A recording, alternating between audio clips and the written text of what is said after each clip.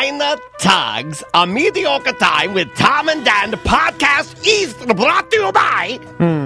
What? You sound angry. Yeah. In the German language, you got to push it out. It's harsh. Yeah. Can be harsh. But you know what isn't harsh? The food at Hollabox. Yep, Hollabox. My God, man. Hollabox Willow Tree Cafe, Magnolia Square Market, and the Hollabox Outfitters right there in downtown Sanford. They're having a beer release September 1st, and they partnered up with Three Daughters Brewing, and they're doing the beer release on their rooftop beer garden that they just built. It's absolutely stunning. If you haven't been to Hollabox in a while, it's literally, it's famous in Florida for being the, German It's a authentic, destination. restaurant. It's a family destination, authentic German restaurant. But one of the coolest things is you can swing through there, pick up some food and take it home. Oh, yeah. Pick up some beer and take it home. Pick up, maybe some meats and cheeses from the market there. Yeah. Oh. Bring it home. Do yourself a little date night party. Yeah, we still have our pint glass promotion. You can get a BDM pint glass. Just go by Magnolia Square Market. It's right around the corner from Willow Tree. And pick up an authentic German beer, some meat, some cheeses. They got the bakery. They got the deli. They've got spaghetti ice. I always forget about that. They've got Germany's favorite ice cream there. You can snag some of that.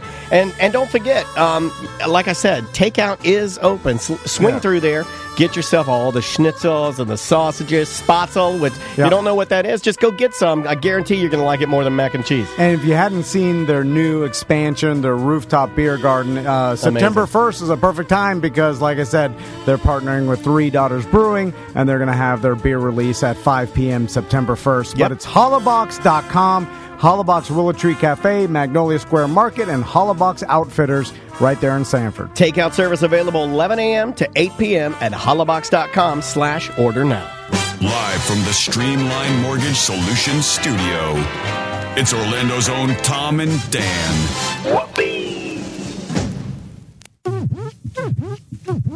Hello, this is your Mediocre Time with Tom and Dan program. We hope that you will find our presentation precise, joke heavy, and just right. Thanks.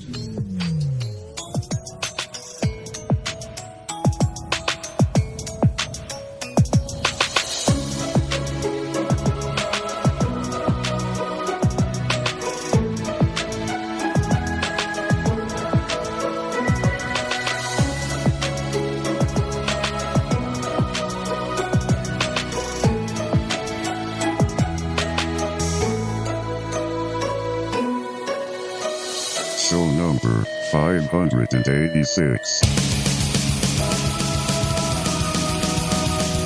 Hey, everybody. Welcome to show number 586 of A Mediocre Time with Tom and Dan. I am Daniel. I'm Tom. That's Thomas.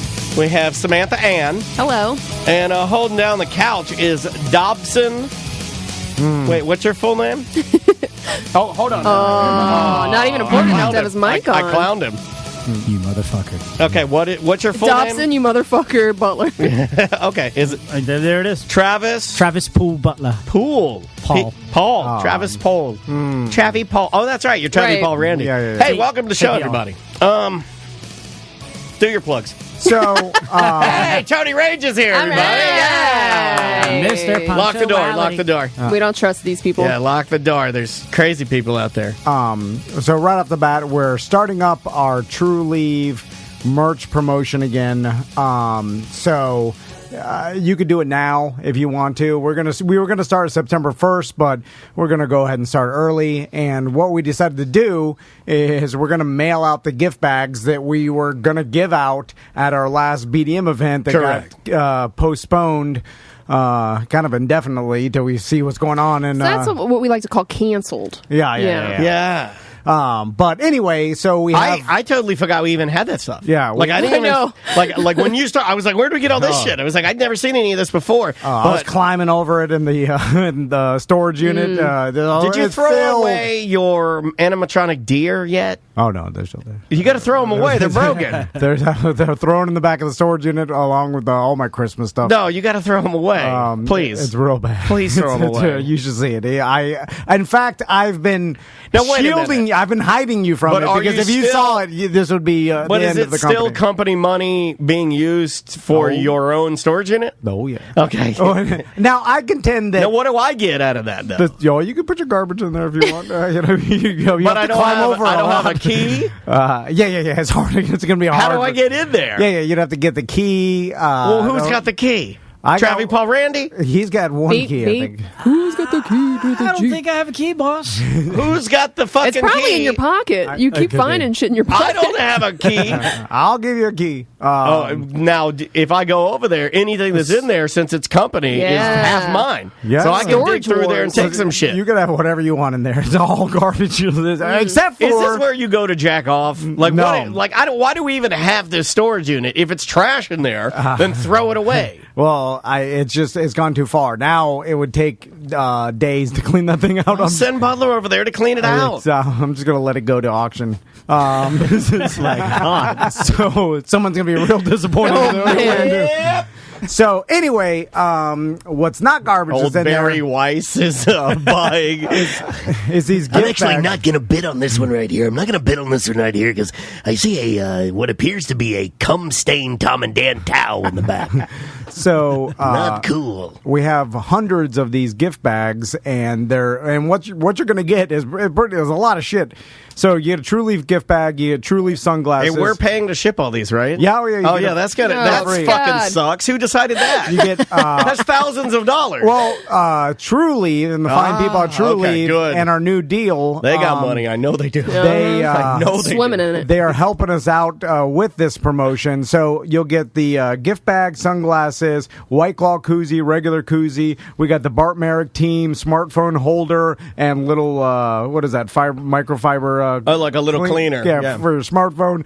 EMS has those cup holder thingies that you put in They're your like- car. It's a cup holder coaster. Yeah, condensation absorber deal. Yeah. Humidor has a portable cigar humidor bags. Yeah, a little bag. And one free double D taco from Ringo's. And like, you'll get all you have, and this is what you do. So that's inside the bag, the actual taco? Yeah. Yeah. You better You get it gotta be fast. real It's been in there careful. since March, so... No. I took them out. Oh. I froze them. Okay, And I good, put good. them back in. So they're good. Yeah. And so all you have to do For like a day. is if you go to True Leave, any True Leave in Florida, just take a picture of either your receipt or the stuff you bought Yeah, at but True our Leave. guys don't like marijuana products. I know, they do. They they do. Oh, they do. Yeah. Okay.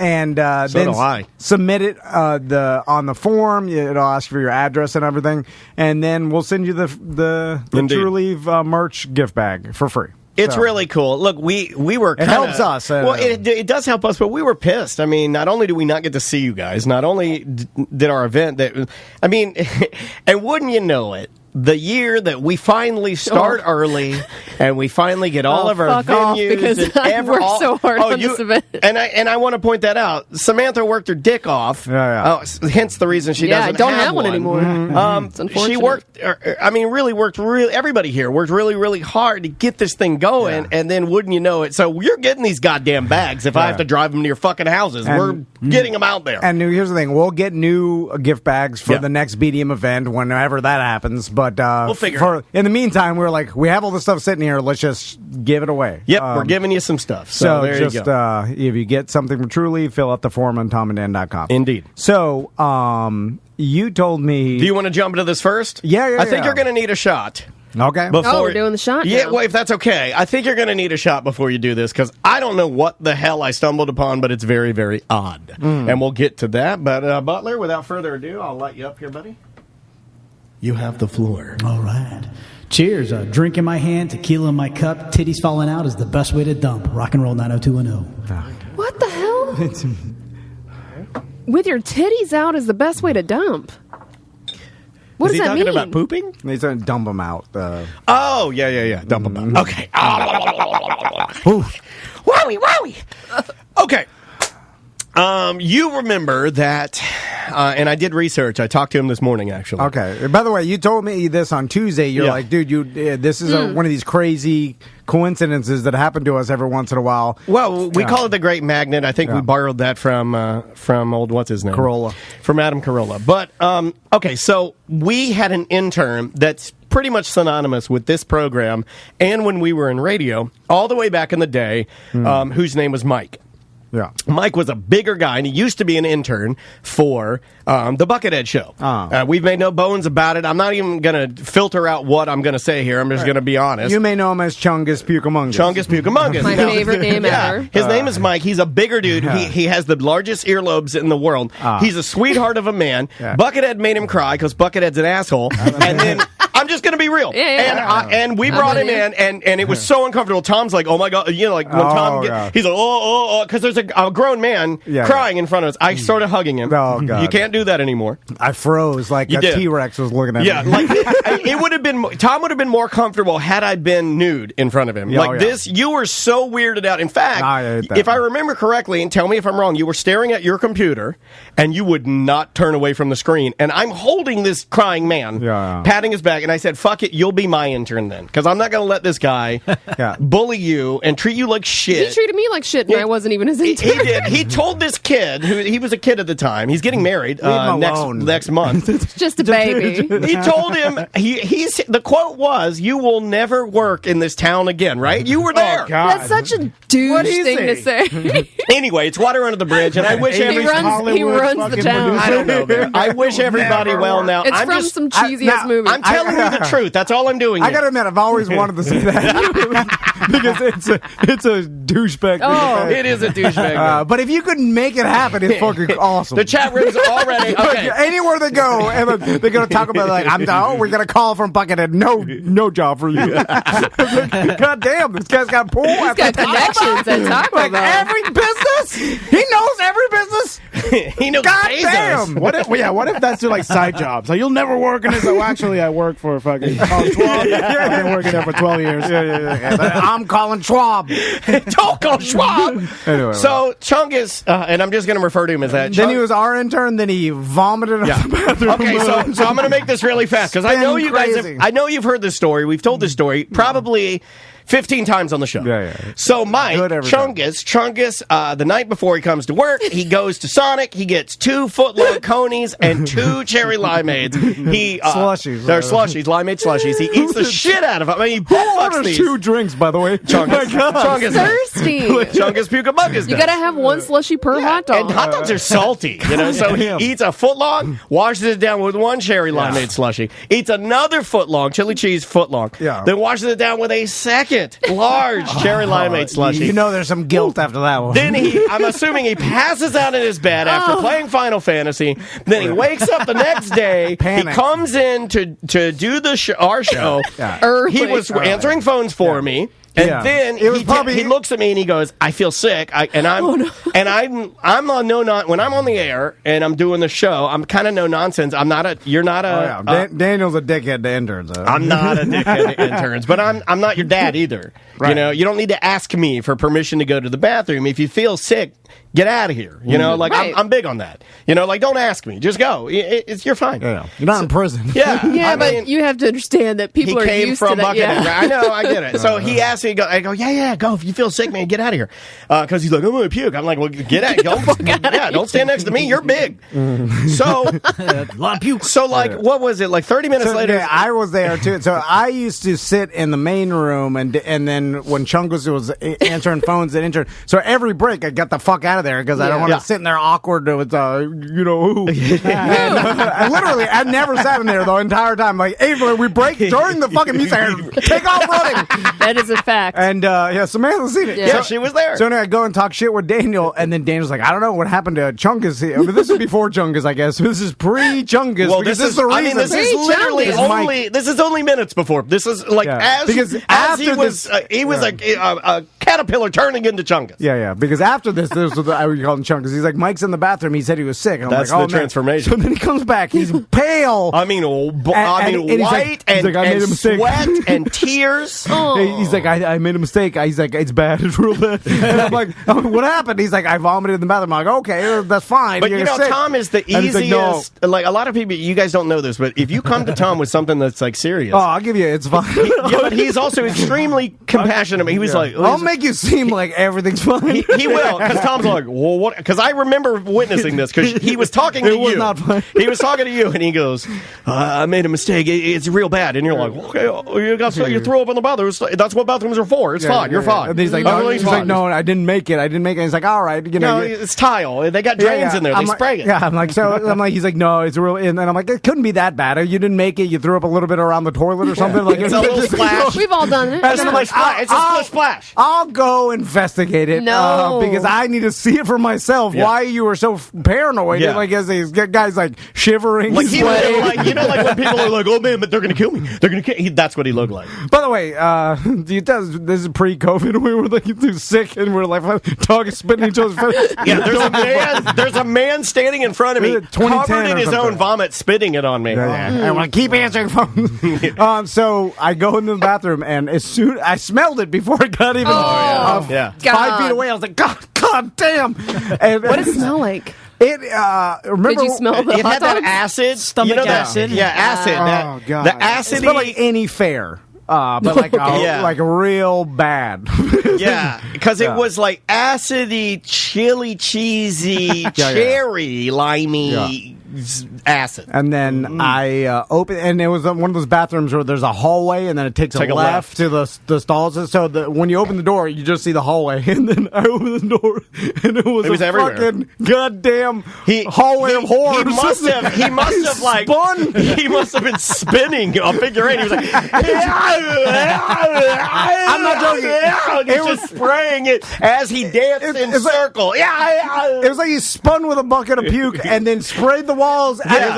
You know, there's new paintings that people are doing where they tie the paint and then they swirl it around. It was like that. It was like, It was like spraying popcorn ceiling. That's a loose hand cover, man. And then it was in the urinal, and then in the second urinal, and then in every stall it was like plop, plop. Because at first I was like, oh, but he just puked in the hallway, and then I hopped over the puke and I turned the corner. I was like, God! It was everywhere.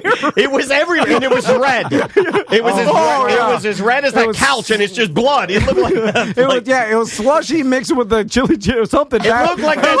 Oh shit! Threw up all over every toilet roll. The original scene in Blade, where the blood orgy happens, that Tracy Lords is in, where it's like, and the blood's everywhere.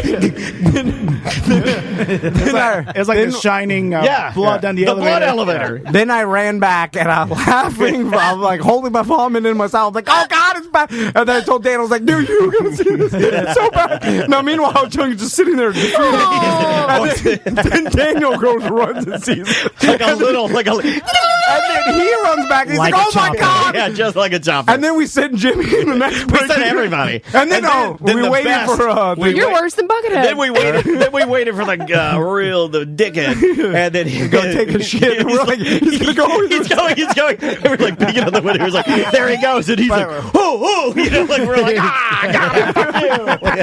We're like, we got that motherfucker. Yeah. By the way, this is a professional work environment. This is in between watching YouTube. The first 3 hours of our job is being fascinated by our interns puke and how much he puked up the bathroom. Poor guy. And then we're waiting for the engineer, like, he's going there. And then the engineer would be like, God damn. And then we'd close the door. We'd be leading out, and then they'd go in, and we'd see him be like, God damn, and then we'd like close the door real quick. We wait for the higher up level boss to go. He's like, he's taking his morning shit. I can't wait to fire Daniel. Oh, fucking A! Somebody Chungus down here. And we're the whole day we waited. And then the poor cleaning lady finally got there. She was the sweetest. And then she's even like, ask your wife, you know. Even though she's seen, looking at you. Even though she's probably seen some atrocities, not like that. It took her back when she had her clean because she opened the door and she was like, oh. Yeah, I heard her. She was like, Cinco de Mayo? She thought somebody had partied in there.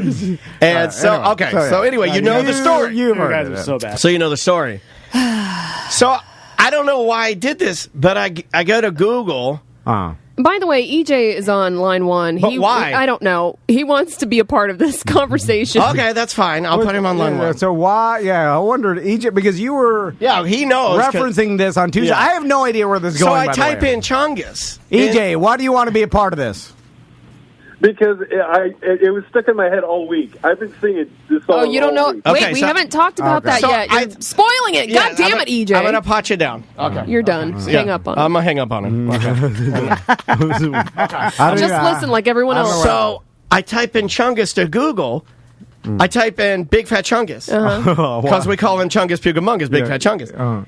And there's a fucking song that comes up because I got to give credit to this. Hold on here.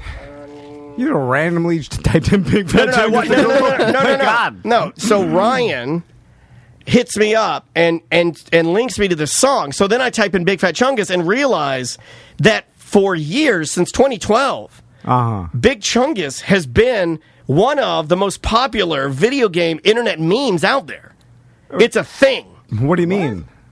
Okay, it's kind of hard to explain, but evidently there's this guy in 2012. Now, we didn't know. I know nothing of this. What I'm speaking of right now is new to me. I only knew about this on Tuesday is when I Googled it.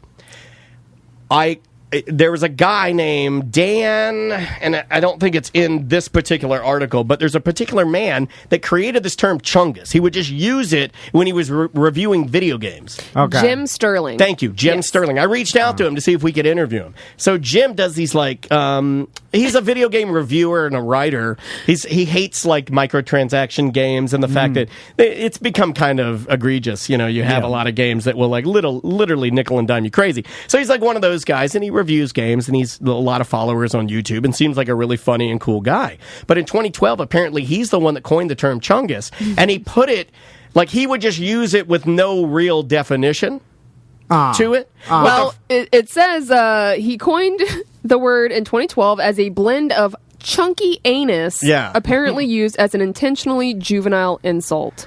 Okay. So Chungus is chunky anus. So Chungus is chunky anus. So we didn't know that. We just Chungus Pugamungus. It like became something we said. I think we were actually goofing on it because there was a poster that was hanging up at the time that said Gothopotamus. Right. And we always laughed at that. And I think we turned Gothopotamus into Chungus Pugamungus because he was a bigger dude. And so this guy, and then so what people did on the internet over years, it became like this thing where they would take a bunny rabbit, they would take Bugs Bunny in this particular cartoon, Big Chungus, and they named him Big Chungus. Now, I have the original clip. This is where they made him wide. And then I'll pull this up. So they stole the Chunky. Here's the original clip. I'll put this up for everybody on Twitch so they can see it. Let me see. All right. I want to make sure this works. Okay, here's the original clip. You'll see it's Bugs Bunny, Elmer Fudd doing the typical go round. And he's screwing it with Bugs. And now wait, I'll fast forward a little bit. He's going to nail this hole because he doesn't want Bugs to get out. Now watch Bugs get out.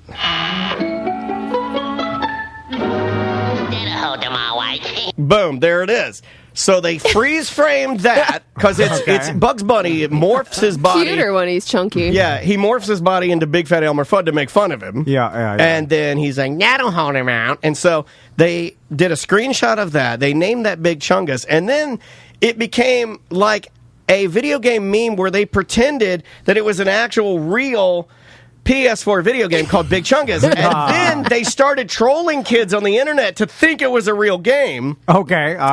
Multiple people have downloaded this particular photo, put it in an actual jewel case for a game, and then given it to their friend as a goof, and then made them like sell it at like GameStop and shit like that. So this is like some crazy ass internet meme. Then this guy writes a fucking song about This is the best. There are thousands of Chungus songs. Here's the first one that I found. This is by, and do you have the guy's name with the pink hair? Oh no. Here's the first song. Here's the first Big Chungus song. Like it.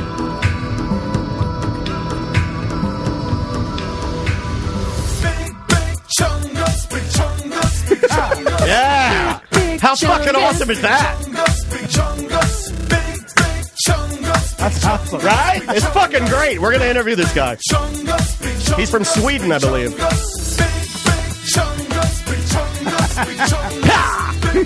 How good is that, right? Yeah. Where's that been all my life? We've been using this term since now. Now, Jim, supposedly Jim Sterling invented this term in 2012. Okay. Dude, Chungus was our intern in 2010, 2011. So the magnet is pulling hard. Indigo.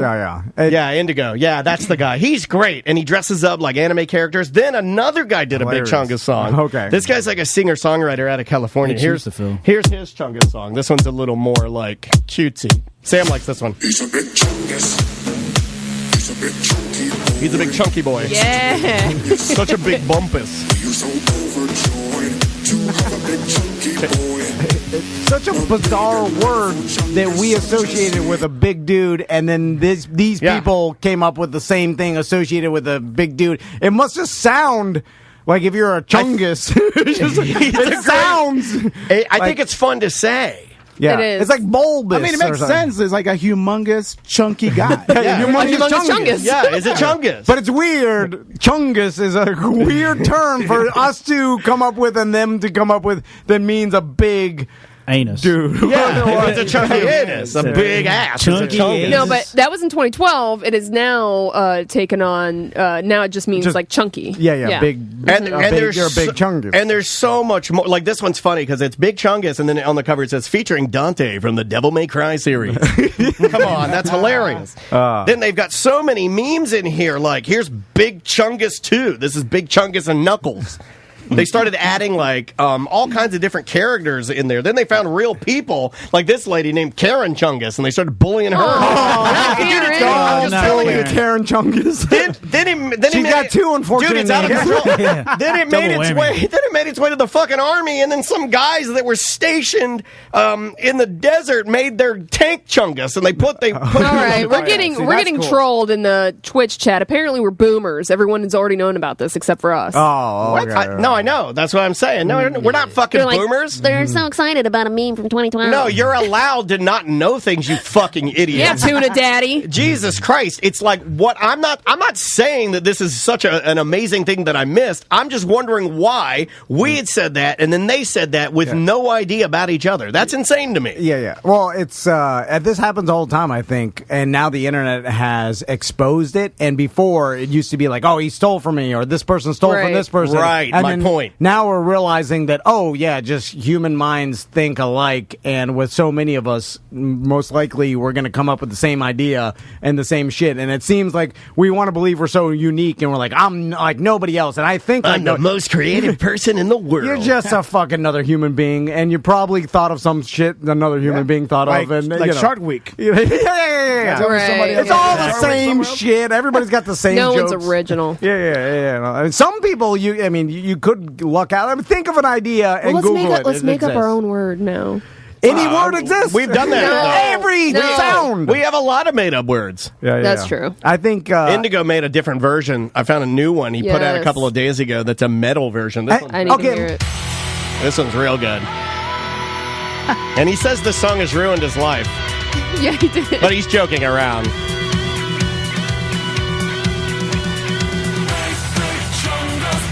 Oh, hell yeah. Fuck yeah, right? Right? This is very ghost-like.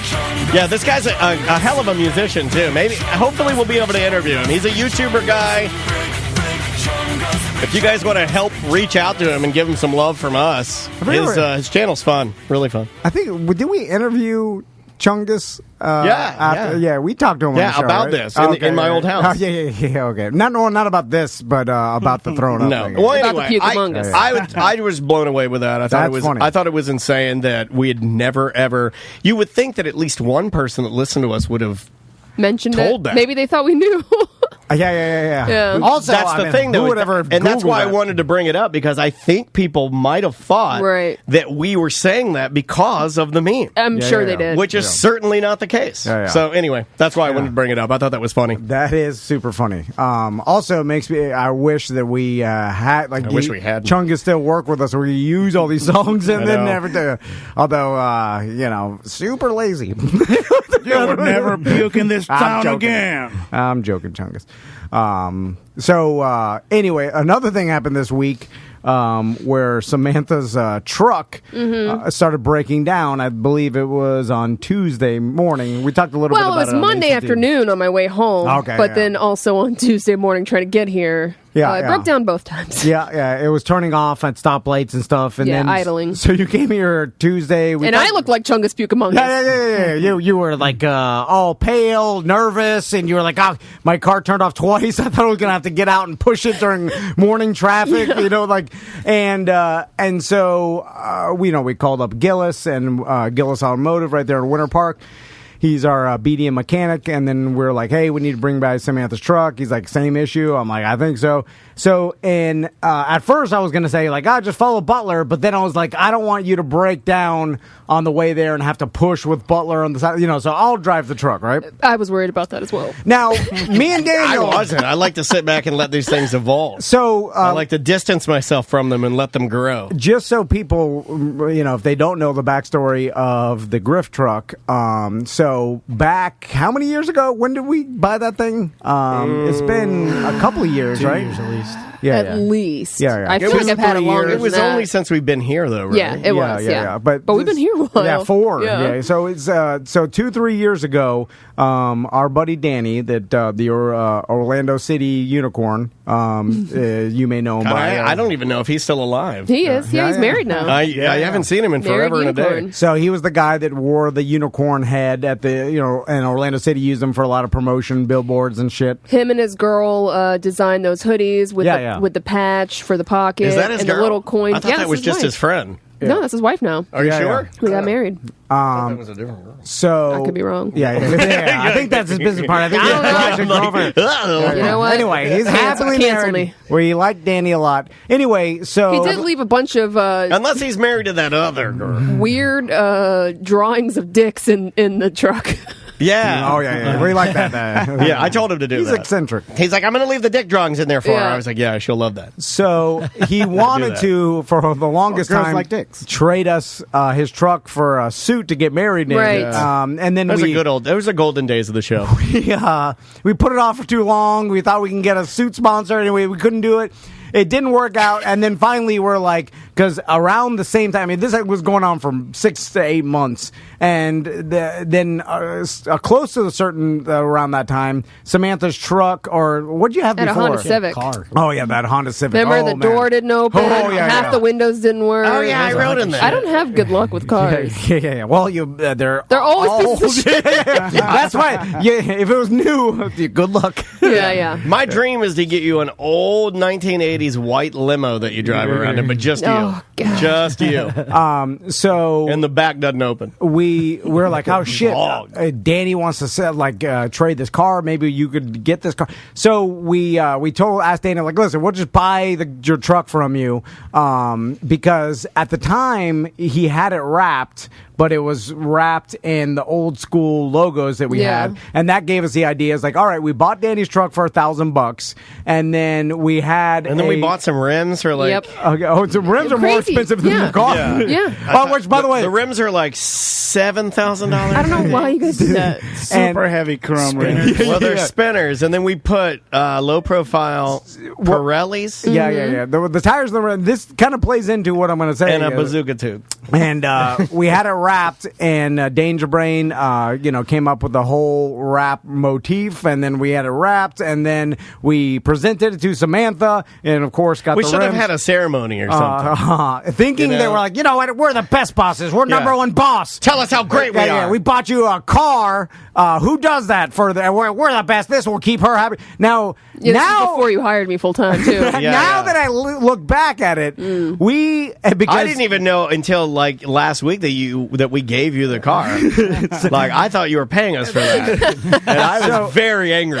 So now I didn't, we didn't, and then after we gave it to you, we didn't think twice about it. You've been driving for years because I don't complain. And not a complainer. She doesn't, not a complainer. So that day, I was like, I'll drive your car up to Gillis, no problem. That way, and then Butler, I was like, Butler, follow me, and then if we have a breakdown. By the way, when you guys left together, Dan was like, we fucked up, right? We let the fucking Stony Balonies go together driving again somewhere. I love like, it, damn though. it, you're right. I'll do it, and then when they leave, I'll look at Sam like this. I'm like... You know what we just did, It's right? happening. I'm like, we did it. But me and Travis, any chaos occurs, we can handle it, even though if we caused it. I don't know. I don't even know what that means. I'm just saying, if the shit hits the fan, we're better equipped to handle chaos than maybe you or Samantha. Oh, I disagree. Because your anxiety level's too high. We have zero anxiety. Yeah, but we'd solve it. Yeah, but you freak you out first. That's true. But that's okay. Like if we broke down in the middle of Maybe the if street, you freaked out a little more, your life wouldn't be in shambles. You know, you need to freak out sometimes. So anyway, I got in this truck and I was like, God damn! And like I said on the show on ACT, was it stink in there? No, it was like I wasn't used to this truck was made pre 9/11. Like, was it worse? This truck was made when you could fly with a knife, like a big knife in your pocket. No one give a shit. Was it worse or better than the tank from Tank America? Well, I'll tell you what, it was. Well, the tank is a Rolls-Royce engine, so. Yeah, that's true, yeah. Nice. It was like driving the 90s when I got in, because I'm not used, like, I haven't gotten into a car. Manual windows, no AC, really. And it drove like... Your old boat. Like, the brakes barely worked. Like, I stomping, I'm like, well, that's so you can go fast. There's a trick to them. You used to have a truck just like that. You got to pull up on but them. It's been a long time. You got to know the trick. You got to put your foot under the brake pedal and pull up. Yeah, and it's not an emergency. It's not a he push forgot down. his roots, Tony. Yes, yeah. And then what I realized is that as a rich Karen I rolling in the dough. Rich Karen Chungus. I got that Subaru Forester. It was my only new car I got when I was 35 or whatever the hell it was, or 33 but since then, even like 5 years of driving new cars, like it spoils you. Like then you get in an old car, you're like, God damn, what is this? Like Tony has my favorite car. Well, look at the radio. I love your car. Time capsule. And I love the color. It's oh my god. Yep.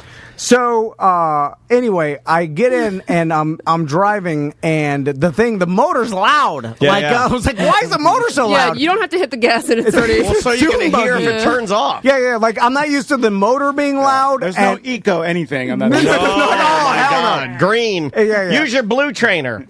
And every time insurance rates are lower. Every time it switches gears, it's like Thor hammers the goddamn underneath. I don't know what. I was like, what's happening? Because I was like, go! Going to first, and it jerks you. I'm like, oh shit! I don't want to go faster because I'm like, here comes second. Go!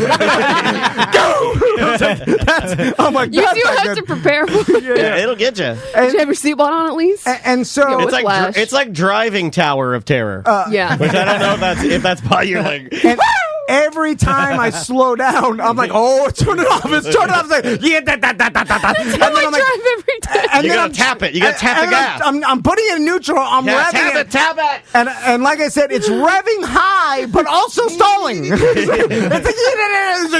bipolar. It does that thing where it's like, how is it revving and stalling?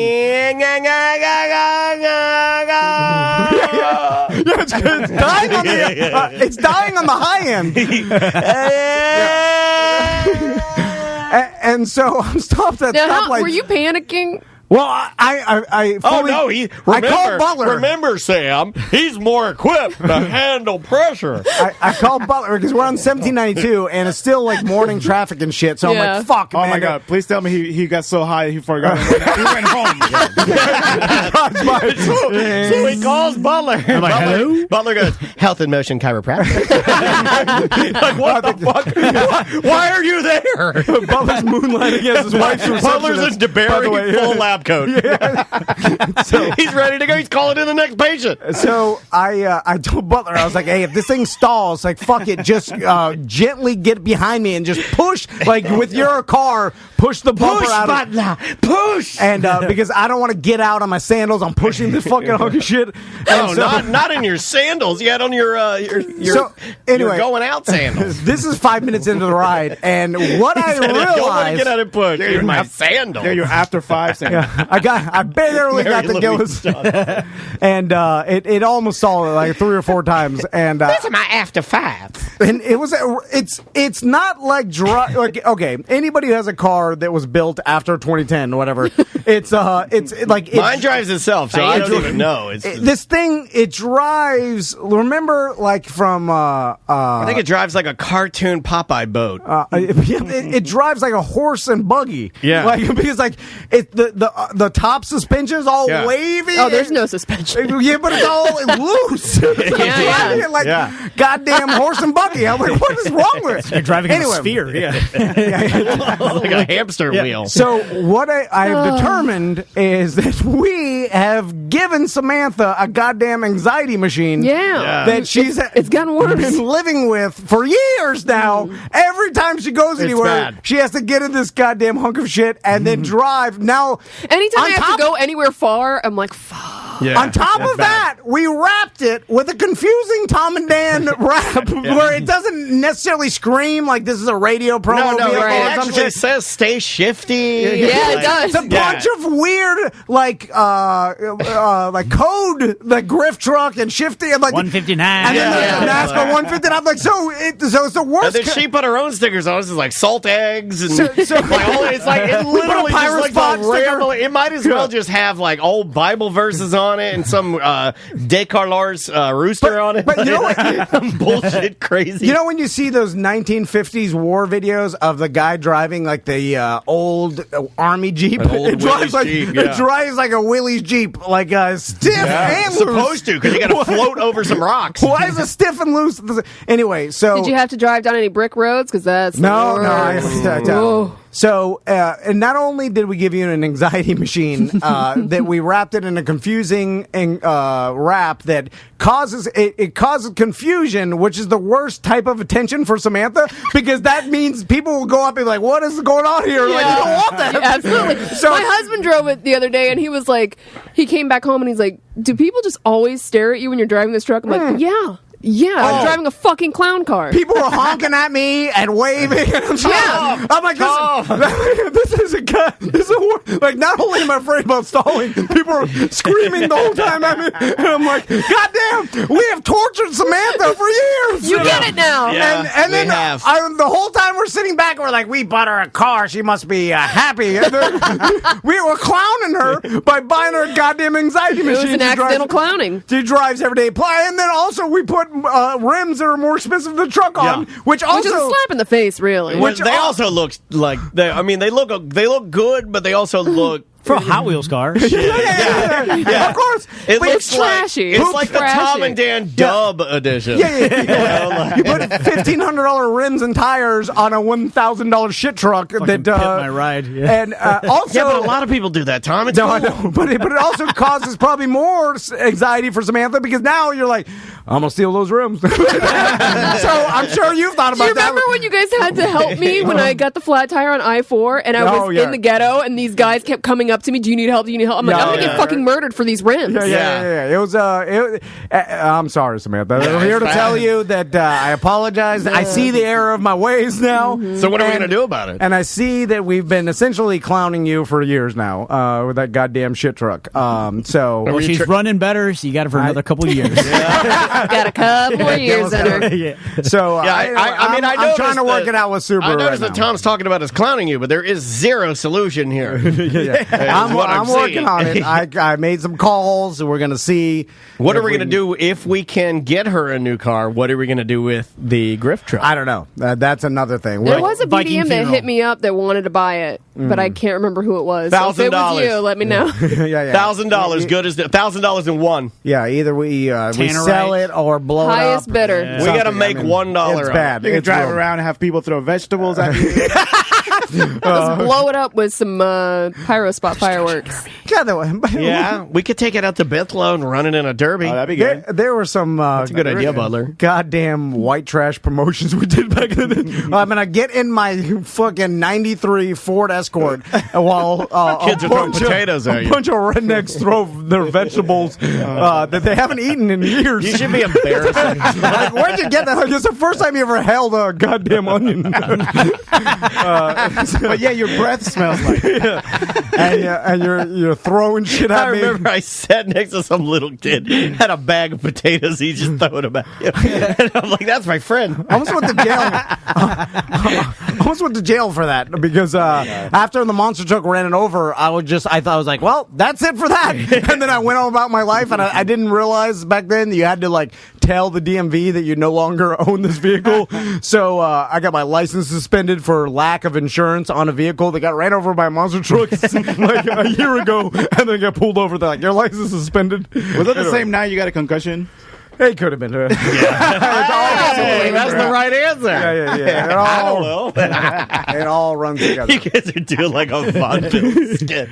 Yeah. Oh, that's so good. All right, well, we'll work on your car, Sam. I promise. We'll figure something out. I called up Mike Stacks. He's looking. JC's looking. So see what we can get you. Yeah, but there's going to be some kind of clowning going on. Motorcycle? No more clowning. No more clowning? We're getting you a real car. Are you going to wrap it? Motorcycle. No wrapping. Motorcycle?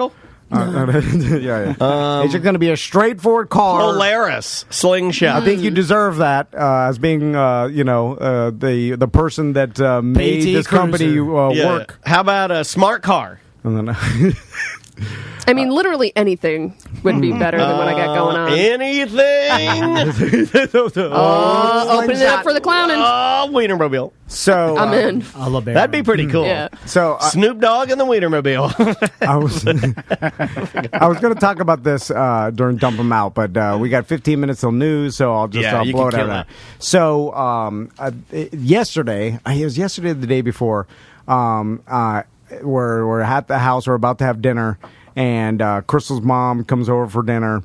She lives down the street, and then I'm standing there. I take my shirt off now at when I get home. It's just a thing I do. Not a dinner at home. Yeah, I eat usually dinner with no shirt. Oh, that's rude. Yeah. Well, I put on one because Crystal's mom was there, but usually you should put a shirt on to eat dinner. Anyway, come on. Yes. So, but this plays in a fucking barn. I say this detail because it plays into it. Anyway, so I hear the doorbell ring.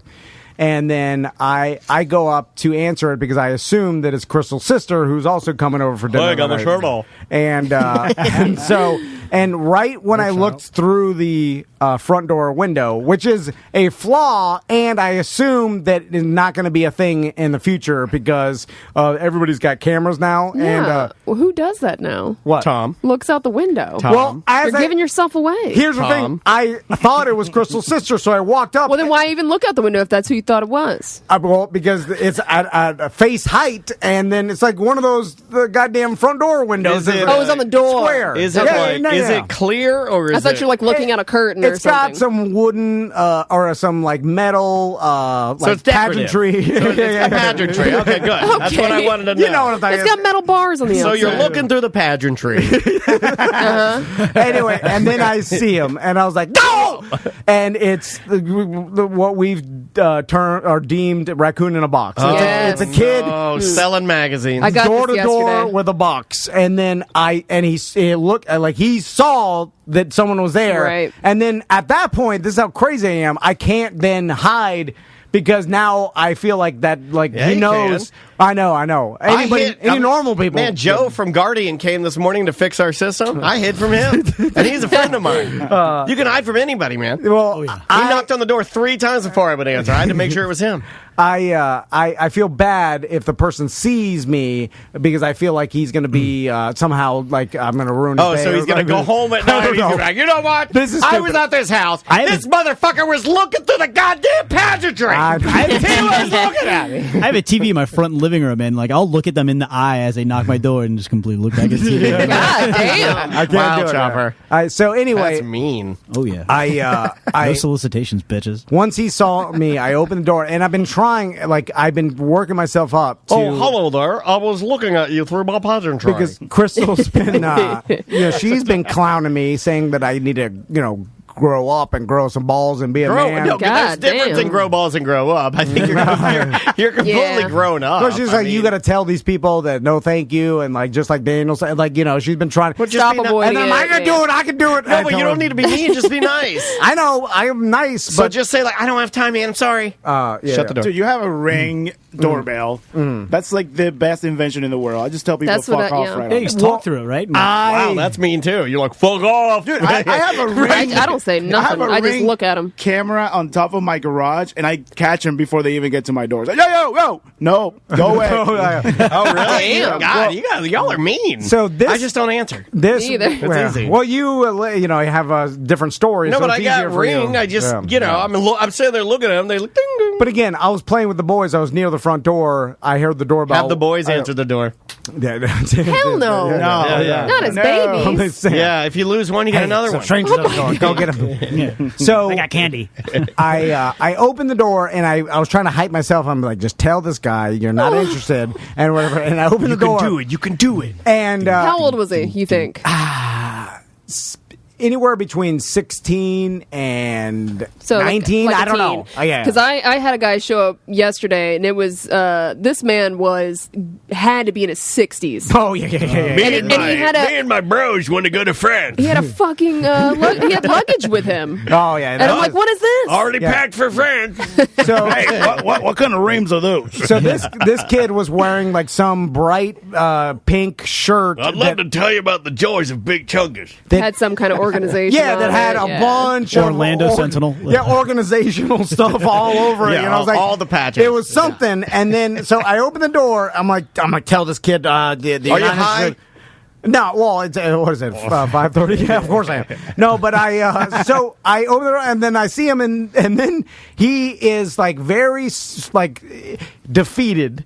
And then he is soft-spoken, and he's not trying to give me the old spiel, and he's literally like, I open the door, and I'm like ready to be like, I'm not going to do this. I say no. Magazine today. And then he was like, I guess nobody likes me at all. And he's wearing his like mask, and he's like, excuse at me, least sir. he had a mask on. He's like, do you want to buy something from my box? That's it? He didn't even tell you what it was? I got a dead bird. I sit there and I look down at his Corona box. What's in the box? Let's see what we got here. What? I'm like, this is the worst spiel ever. And then I immediately felt bad. Is that a Subway napkin? I'll take that. He said, I like he's trying to sell you back the shit he stole. Like, your car. No. So it's not. I've had scam. By the way, I get an inordinate amount of people that come to my house door to door. Like I'm fucking sick of it. And you know what? It must be. We must live. Well, I put you on edge. I put you on the list. I equate it to, you know how you live on the edge. Well, you know how you look over the wall at Game of Thrones, and then there's like a good bit of yardage before the forest starts. Well, there's where the wildlings are. Yeah. I live in that where they cleared out the forest, so they can see them going. You're not truly safe. You're not behind the wall. I'm not on the other side of the wall. On that cleared out edge. There's some goddamn White Walkers on one side, and then I'm just right in the middle. There's a wall I can't get over. Anyway, so he's like, you want to buy something from my box? And then I was like, God damn! Like, I immediately felt bad because I was like, holy shit! Like, if you are really, like, he wasn't, I could tell the scammers because they're fast talking. They're like, they immediately are trying to sell me some shit. But these are groups of kids in vans. They're still scammy. They're selling garbage in a box, obviously, and they're just trying to raise money. But I don't think they get all the money. I think the guy running the van gets the cut, and they're just kind of his minions. So I had 20s in my wallet, right? And then, dude, how many of these 20s you want, boy? I'm about close to 100 to 1,000 20s in my wallet. So that's the way. That's why they keep going to your house. They just got you pinned down. Yeah, they fucking know. So my first instinct was to grab a 20, just give it to him because I felt bad. What? But then I saw. Take your shirt off. You're handing out 20s. I saw the crow. I got a fucking box. Let me sell some. Wait, goddamn crows looking at me. making sure I don't give away my money because she yelled at me about this. Don't give him a 20. And then so I started to get flustered because he was just sitting there and he's like, I feel bad for the kid. And then I'm a crow, I can do it. And then I was like, don't give him a 20. Don't look at me while I'm doing it, crow. And then so then I asked, I was like, do you have a 5? Who has a 5 or 10? And then wait, who are you asking? Your sons?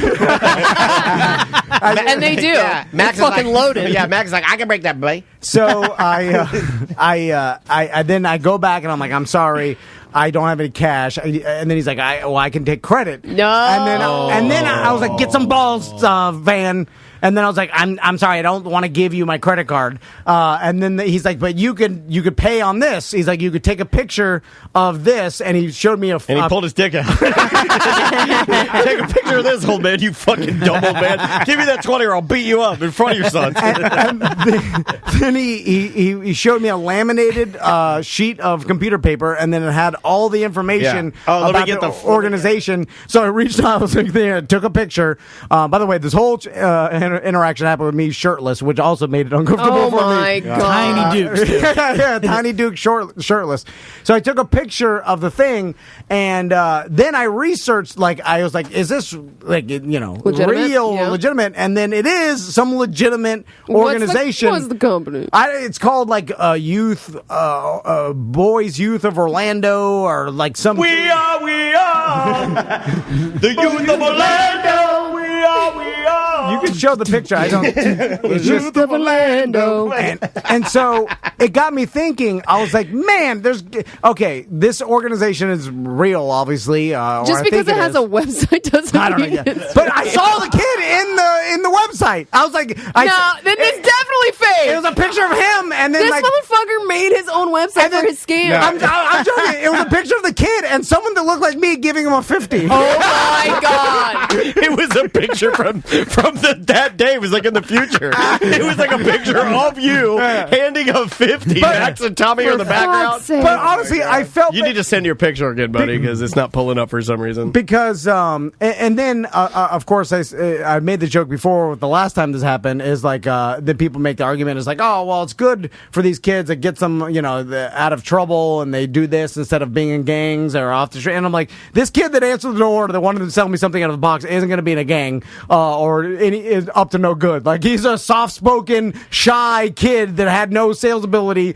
because he was just like, do you want to... Can we stop forcing kids to go door to door and sell shit? Because there's got to be a better way. There has to be. And so that's the point I want to make. Like, because I feel... Do you want me to put this up for folks to see? So they can see I mean, here's the thing. And nothing against... Here's the thing. I really believe that the organization... you blocked his face. You're fine. Yeah, he's good. The organization is wants to help people. At least I want to believe that, right? Yeah. And then it looks like it's legit. And then I want to believe it helps these kids, and they somehow have something to do, and maybe they can earn some money or earn whatever whatever it is. But there's got to be a better way.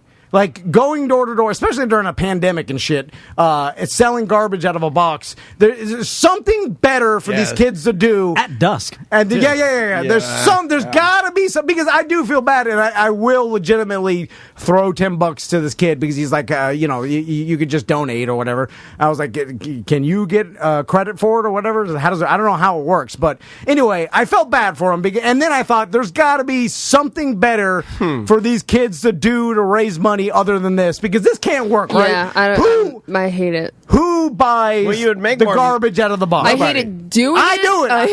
I hate when people force these kids to do it. Now, also, it's problematic. You're sending kids by themselves to go knock on strangers' doors. What the fuck? I mean, you'd make more money if you just sold the kids. The last time that happened to me, if you were you're bringing a good point. I mean, you're talking. Look, I'm an idea guy, and look, I solve problems. Yeah, one could help 100. Just numbers. I mean, if you got a van, there's 17 kids in there. Well, 16 of them can be financially sound for the price of one. The last time that happened to me, so what'd you end up buying? I didn't. I just a dead bird. No, the last time, and I told this story on. If it's a cardinal, it's a sound buy. I told this story on Semantics this past weekend, so I guess that's okay if I share it here. Yeah, it's fine. The last time that happened to me, it went pretty bad. I hear my ring bell, right? Yeah. And I look at it and I see some kids, and I see they got skateboards. So I'm like, oh shit. So I go out. That's how they got you here. Yeah, I'll go out my garage door. So I basically flank them And the kid said, "Hey, man, we're selling coupon books." And I was like, well, no, not really interested. But hey, man, I noticed you all got skateboards. The neighborhood cool daddy. You want to see a kickflip? And literally, I'm like, let me go put on a grandpa wig so I look like LeBron James dunking like a grandpa. It's fish out of water scenario. You'll love it. So, you got tricks, you got kickflips, and like, no, and they're starting to walk away. And I'm like, I can kickflip. And they're like, okay, cool, whatever. I'm like, yeah, for sure. You guys want to see a kickflip? Like, no. Like, come on, old man. I keep I keep a bunch of stickers in my house, and I'm like, hey, y'all want stickers? And they looked at me with fear in their eyes. We're not gonna suck your dick, dude. And they very quickly took off. This guy's a pedo. I'm gonna lay down on the massage table, and the extra money's there if you know. Oh, and I'm like, as I'm walking in, I'm like thinking like, man, that's weird that kids don't want stickers, and that's when it hit me. I'm like, oh fuck, I'm the weirdo now in the fucking neighborhood. Yeah, that's how it starts. We know how it works, man. It starts with stickers. Next thing you know, I'm shitting through a hammock on you. But then I got him back because then I set up like a skate park in my driveway the next day, and I fucking started skating there, and like all the kids wanted to skate it. No, that's how you get it back on. I'll lure all the kids in the neighborhood. I'll show them. Yeah, you want to see my mini ramp? I'll lure all of their friends over. I'll get all of them shitting through hammocks. You'll see. Sleepover?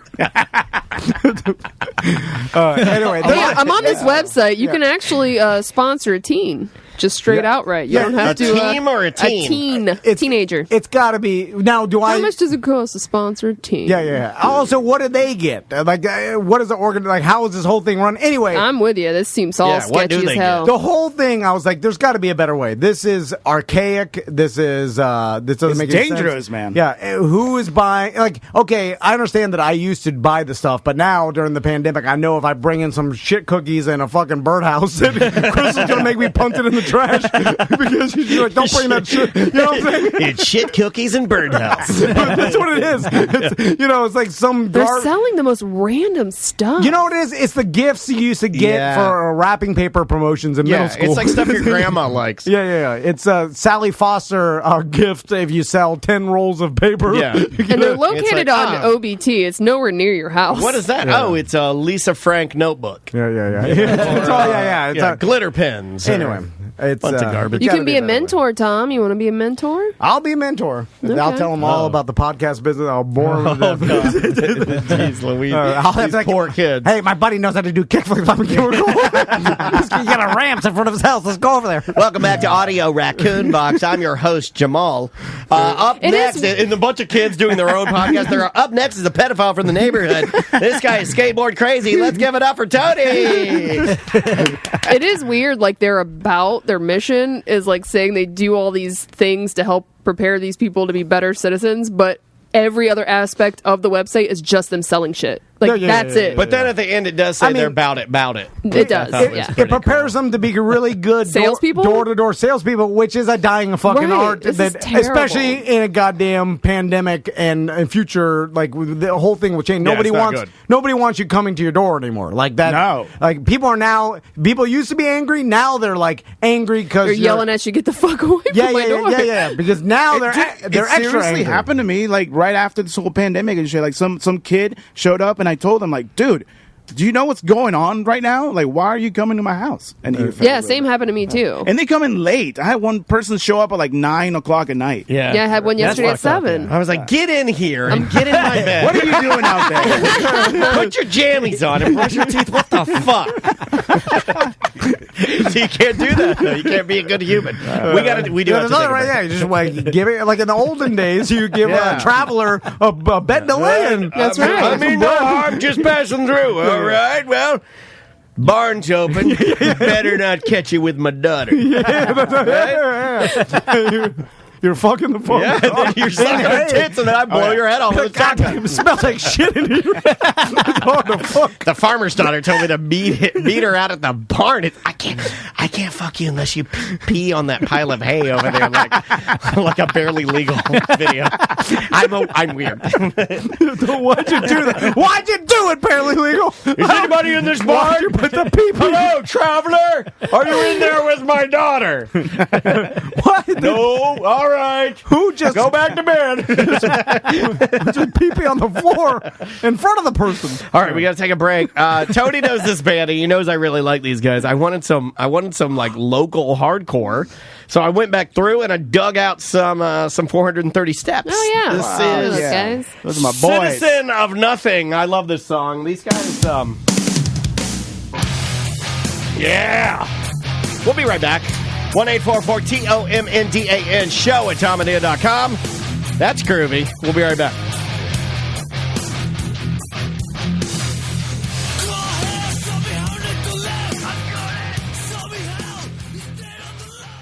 You know what I saw this morning in traffic? I don't think they make them anymore, but it made me think of our good friends over at Subaru and Mitsubishi, the Sport Auto Group, DM Chevy, if you're on the Chevy side. Yeah. But I saw the old Mitsubishi Raider. It was when they made trucks. Oh, yeah. You remember those? Yeah. Dude, I want one of those. I hope they bring them back. It reminded me of the old Subaru had the old...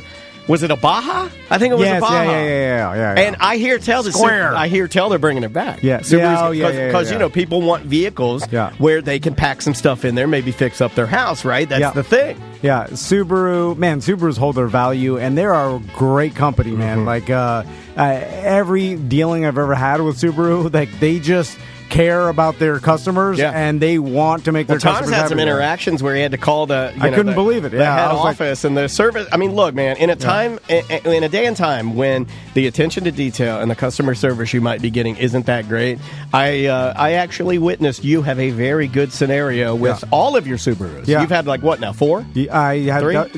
The Forester, where Samantha's actually looking at. We're trying to get her in one. And WRX. I bought a pre-owned vehicle. I actually bought Crystal's Chevy Traverse from Sports Subaru because they had it on the lot. But anyway, speaking of Chevy Traverses and anything Chevy, if you go to Don Mealy Chevrolet and talk to J.C. Harrelson over there, they got the Labor Day event going on right now. They got 4-door Silverados you can get at $29,999.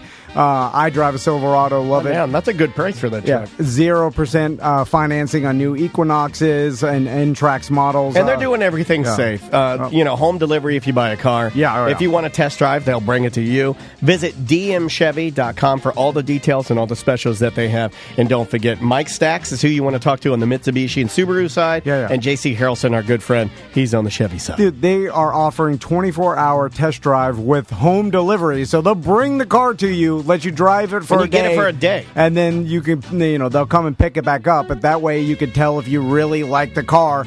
And so they're doing some cool things. And talk to Mike Stacks over there at Sport Subaru, Sport Mitsubishi. It's right there on West Colonial Drive.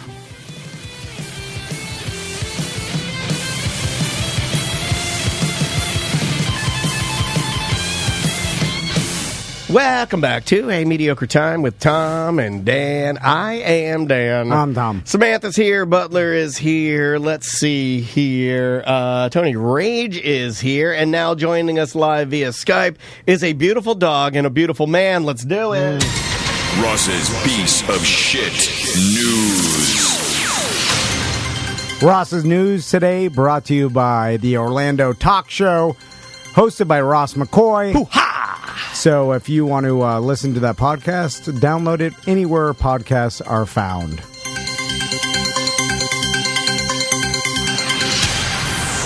You're out of practice. You fucked it all up. I forgot how long the intro was. Should have kept going. You could have talked more about how great his podcast Ross, I'm so sorry. I'm really sorry, man. Jesus. What are you doing? You fucked that up so I don't know how to do it. So bad. Sometimes that post comes at you quick, and other times it's further away than you think. For whatever reason, I thought the lasers were coming way earlier. I was like, get out! And then I was like, oh no! And then I was like, if I start again, I'm going to say something bad. Oh no!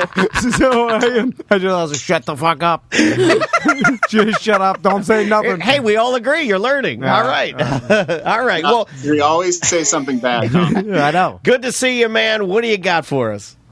All right, we got a news update from last time. Since last we talked, Jerry Falwell's son's pool boy has come forward and disclosed a sexual relationship with his wife and Jerry from the corner.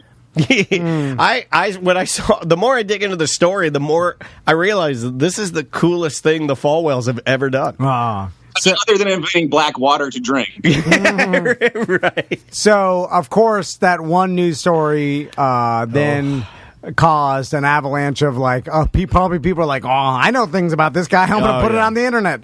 And so, although, is it a case where their true followers and stuff are so ingrained or devout to them that they don't care if this stuff happens, and then all of us who are out of it anyway are criticizing them for being hypocrites, and obviously but they're it's kind of like, anytime you follow someone, they can do no wrong and you can find justification for anything they do, this is he does this or whatever.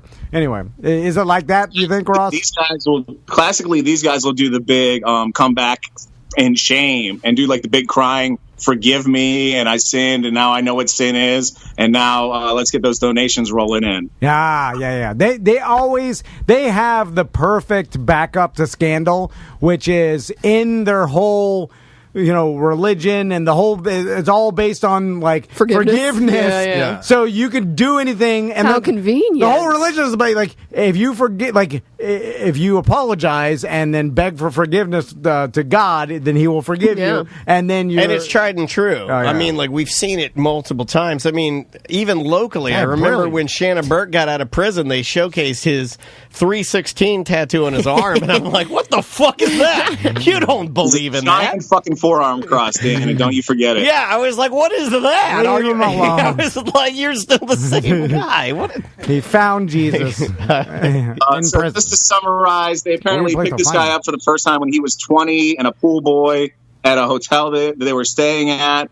They had a relationship with him for a number of years where he banged her, and Jerry Falwell Jr. watched from the corner. All right. This Reuters report I'm reading says they saw evidence like Skype calls where the kid, or I'm sorry, the dude, Granda is his name, him and the wife are talking, and Jerry's kind of peeping in from behind a doorway. I'm still whacking it over here. You know what sucks about this too is you're allowed to do this in society. Yeah. There's no one listen, let your freak flag fly, as they say. Right. If everything's consensual, it's fine. Yeah, of course. They're do whatever you're into, whatever you want. But the problem is he was born into this family that's this is bad stuff. Yeah, this is bad, and not only bad, you're not but supposed to be doing this stuff. You have to preach and be the almost like a deity to these followers. And so you got to hold yourself up to the same standards. And you're fuck, I just want to watch people fucking jack off in the corner, but you can't. I tell my wife that all the time. I'm a simple man. All I want to do is watch people fucking jack off in the corner, and nobody lets me do it. And when you're doing it, he had to have been thinking someone's going to find out about this. No, you don't typically think that while you're stroking. Yeah. But after. In that refractory period. Or right before. Yeah. You're they're going to find out. And then you're like, oh, it's starting. I can't think about this now. I got to whack it. Yeah, there's too many witnesses. There's two people, and then whoever they tell, for sure they'd be like, hey, Jerry Falwell Jr., watch me fucking. They're telling people. Oh, yeah. So a lot of I have a bumper sticker that says that on my car. So the other shady part is that the three of them owned, in conjunction with each other, they all three owned together a Miami Beach youth hostel. Yeah, and that's since 2013. Yeah. Just a word of advice, and I don't know anything about nothing. Right. But if you are a pastor and you're into this stuff, how about go for the Chick-fil-A, not the Miami Beach Youth Hostel?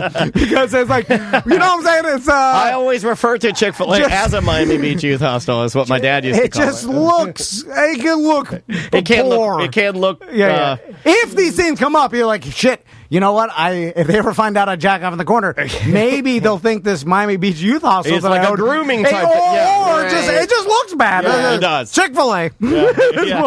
Anyway, sorry. Next story, Rob. And our non-judgmental political news. We're just reporting here that the president, Donald Trump, he's going to be soon debating Joe Biden in the run-up to the election. He has challenged our former Vice President Joe Biden to a drug test ahead of these debates. Trump thinks he's juicing or something. He says Trump told the Washington Examiner he had noticed a sudden improvement in Biden's performance. And then the president went on to say, quote, "I'm pretty good at this stuff," end quote. Oh, like that. I've heard the rumor he thinks that he's taking like mind drugs in order to be. Oh, he's got that limitless drug. Less bumbly, because I see them talk about Joe bumbling a lot, but then I've all heard you need is a little bit of amphetamine. Sleepy Joe. I've also heard them talk about. Maybe he's just on Adderall. It works. Well, I've heard him talk about his stuttering, and that's like a real thing. You know, he grew up stuttering, like he had a. He has a speech issue. Yeah, so let's exploit that. It's fucking weird, right? No, it is. Yeah, the whole everything's all weird. It's all weird, but. I don't like. Honestly, I mean, I should be more of a interested voter and stuff, but it's so much of a circus and all this shit. I'm just like, fuck it. Like, I don't want to look at it. All like, I want to do is sit in the corner and jack off. Come on, Faldwell. He's got it right. Yeah, he's got it right. It's just like I don't want to watch these people debate and on the argue. Oh God, like it's nothing more miserable to me. Yeah. Like I don't want to fucking look at it. It used to be something. I don't know. Let me throw this question out, and Ross, let me ask you. Like, when you were a young man growing up, I don't know if you were like me, but I remember even watching like the debates and everything leading up to it as a kid.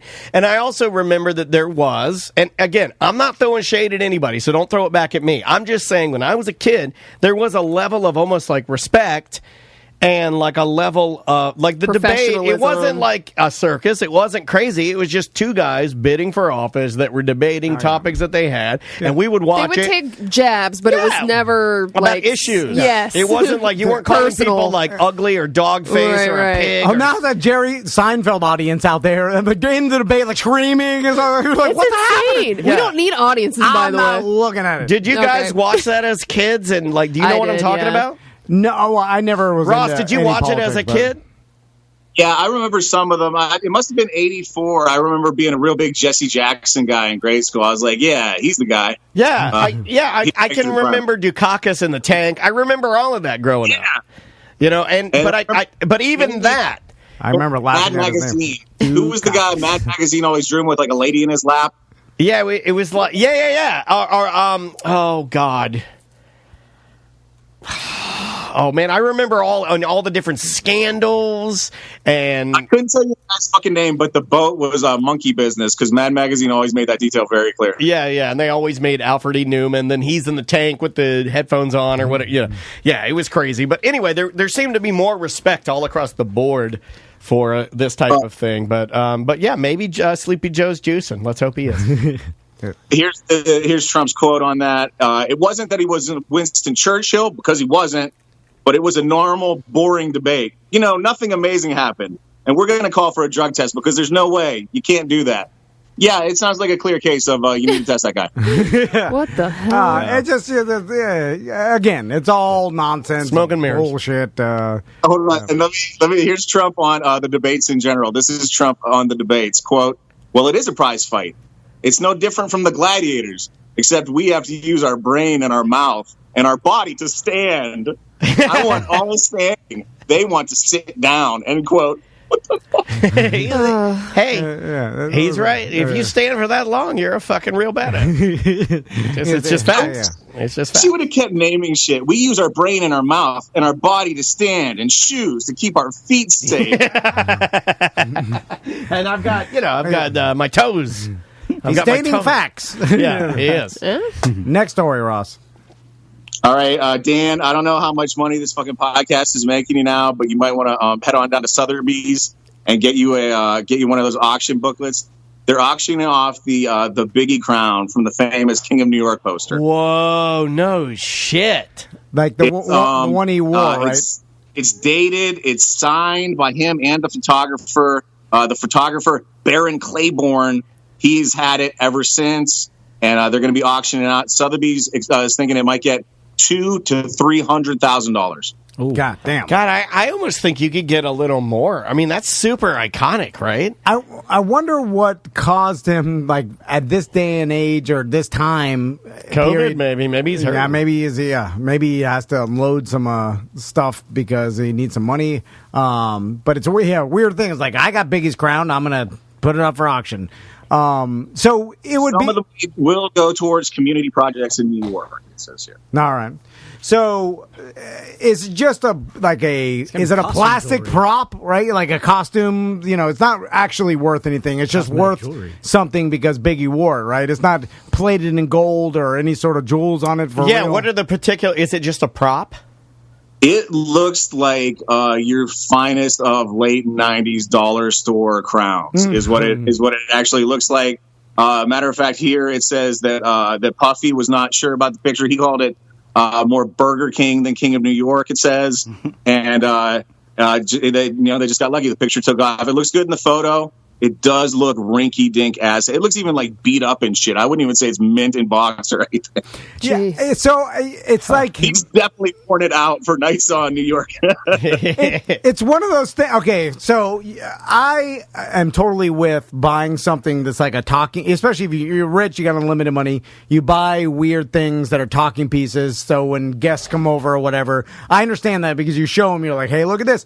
That's why I like that damn Menendez brothers card. Yes, so much. It's just a talking point. It's just interesting, like, hey, this was taken as a base or a basketball card, and Menendez brothers are in the background. They just murder their goddamn parents, and they use their money to buy courtside and seats. to buy the hat he's wearing. He's wearing a Knicks hat. It's a weird story. It's so eerie. The people will be like, "Whoa, that's weird." But the Biggie crown, I feel like since it's such a piece of shit of the dollar store crap that I imagine you put it in a case. You probably put it in a bust of him, right, and put it on. Well, his head, I'd right?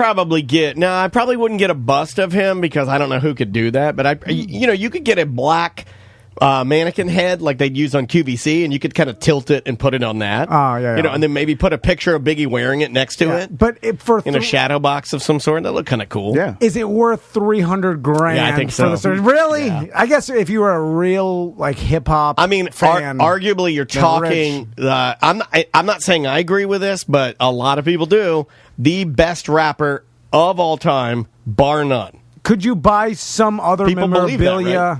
I guess that crown photo is iconic enough where it's yeah. I mean, people have done T-shirts, tattoos, murals, memes, memes, posters. I wonder if he now does it. I know what you're saying. I mean, it's a hunk of shit, but. I don't know, sometimes it being a $1 hunk of shit and it's got whiskey dents in it and the signature, and I'd want it a little worn, and that's what gives it its, you're like, it's got fucking Biggie energy in it. I don't know. I would be into it, and I think it's actually worth more. I would say closer to $1 million for something like that. God. Boy, he's such a signature of it all. It's dated. It's signed by him and the photographer. Here's what you do, Tom. You get that poster. You get a fucking giant print of that poster. You put it up on the wall. You get this crown in front of it displayed in a way that shows off that signature. That's your fucking display. Yeah. That's a great idea, Ross. You throw a light on it, like a nice spotlight. Mirror underneath. Or maybe you make it turn. Something. Yeah, that'd be awesome. The problem is, I'm looking at it through my lenses, which is $300,000 is a lot of money to me. And if you are buying this, $300,000 isn't a lot of money for you. So I'm actually surprised. Like $30. I'm actually surprised one of your more prominent hip hop artists has not scooped this up. It would be... Well, that's why he's putting it on auction, because... No, I mean, to me, it would make sense that, someone else would have had it. Yeah, let's say Drake or Nas or... the Rock and Roll Hall of Fame or something like that. Yeah, I'm surprised somebody hasn't wanted to scoop it, or Jay-Z, just buy it just to have it. Well, I'm sure this guy, is there a Hip-Hop Hall of Fame? I bet there's somewhere. Or they put hip hop artists in the Rock and Roll. I think they do. They do. I think Biggie's in there, right? I see a ton of white people complaining on the internet. There is a hip hop Hall of Fame. Oh, there is. It's in New York. Okay. Oh, cool. But you're right. So if you have unlimited money, $300,000 is nothing for you. For this, to put it in your house and look at that. Or if you're Bezos, you definitely have unlimited money, because didn't he become the world's only is it 300 billion, 200 billion? Well, that's a different level. That's more than unlimited. That's I don't even know how to describe. He's the richest person in the world according to yesterday. He's more rich than the country. And then his wife is the 13th richest human in the world.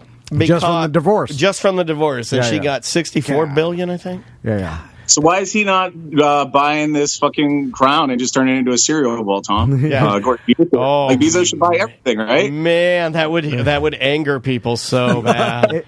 Oh my god! If he was an evil genius, he could fuck some shit up. Right? You know what I'm saying, right? Yeah. Like he looks like an evil genius too. Yeah. He looks like a villain. He looks weird. He kind of looks like Lex Luthor a little bit. Yeah. Like he looks like a. He's the only guy that I've ever visited his fucking rocket factory that they just built out on the coast. Yeah. How's that? It's cool as shit. Is it cool?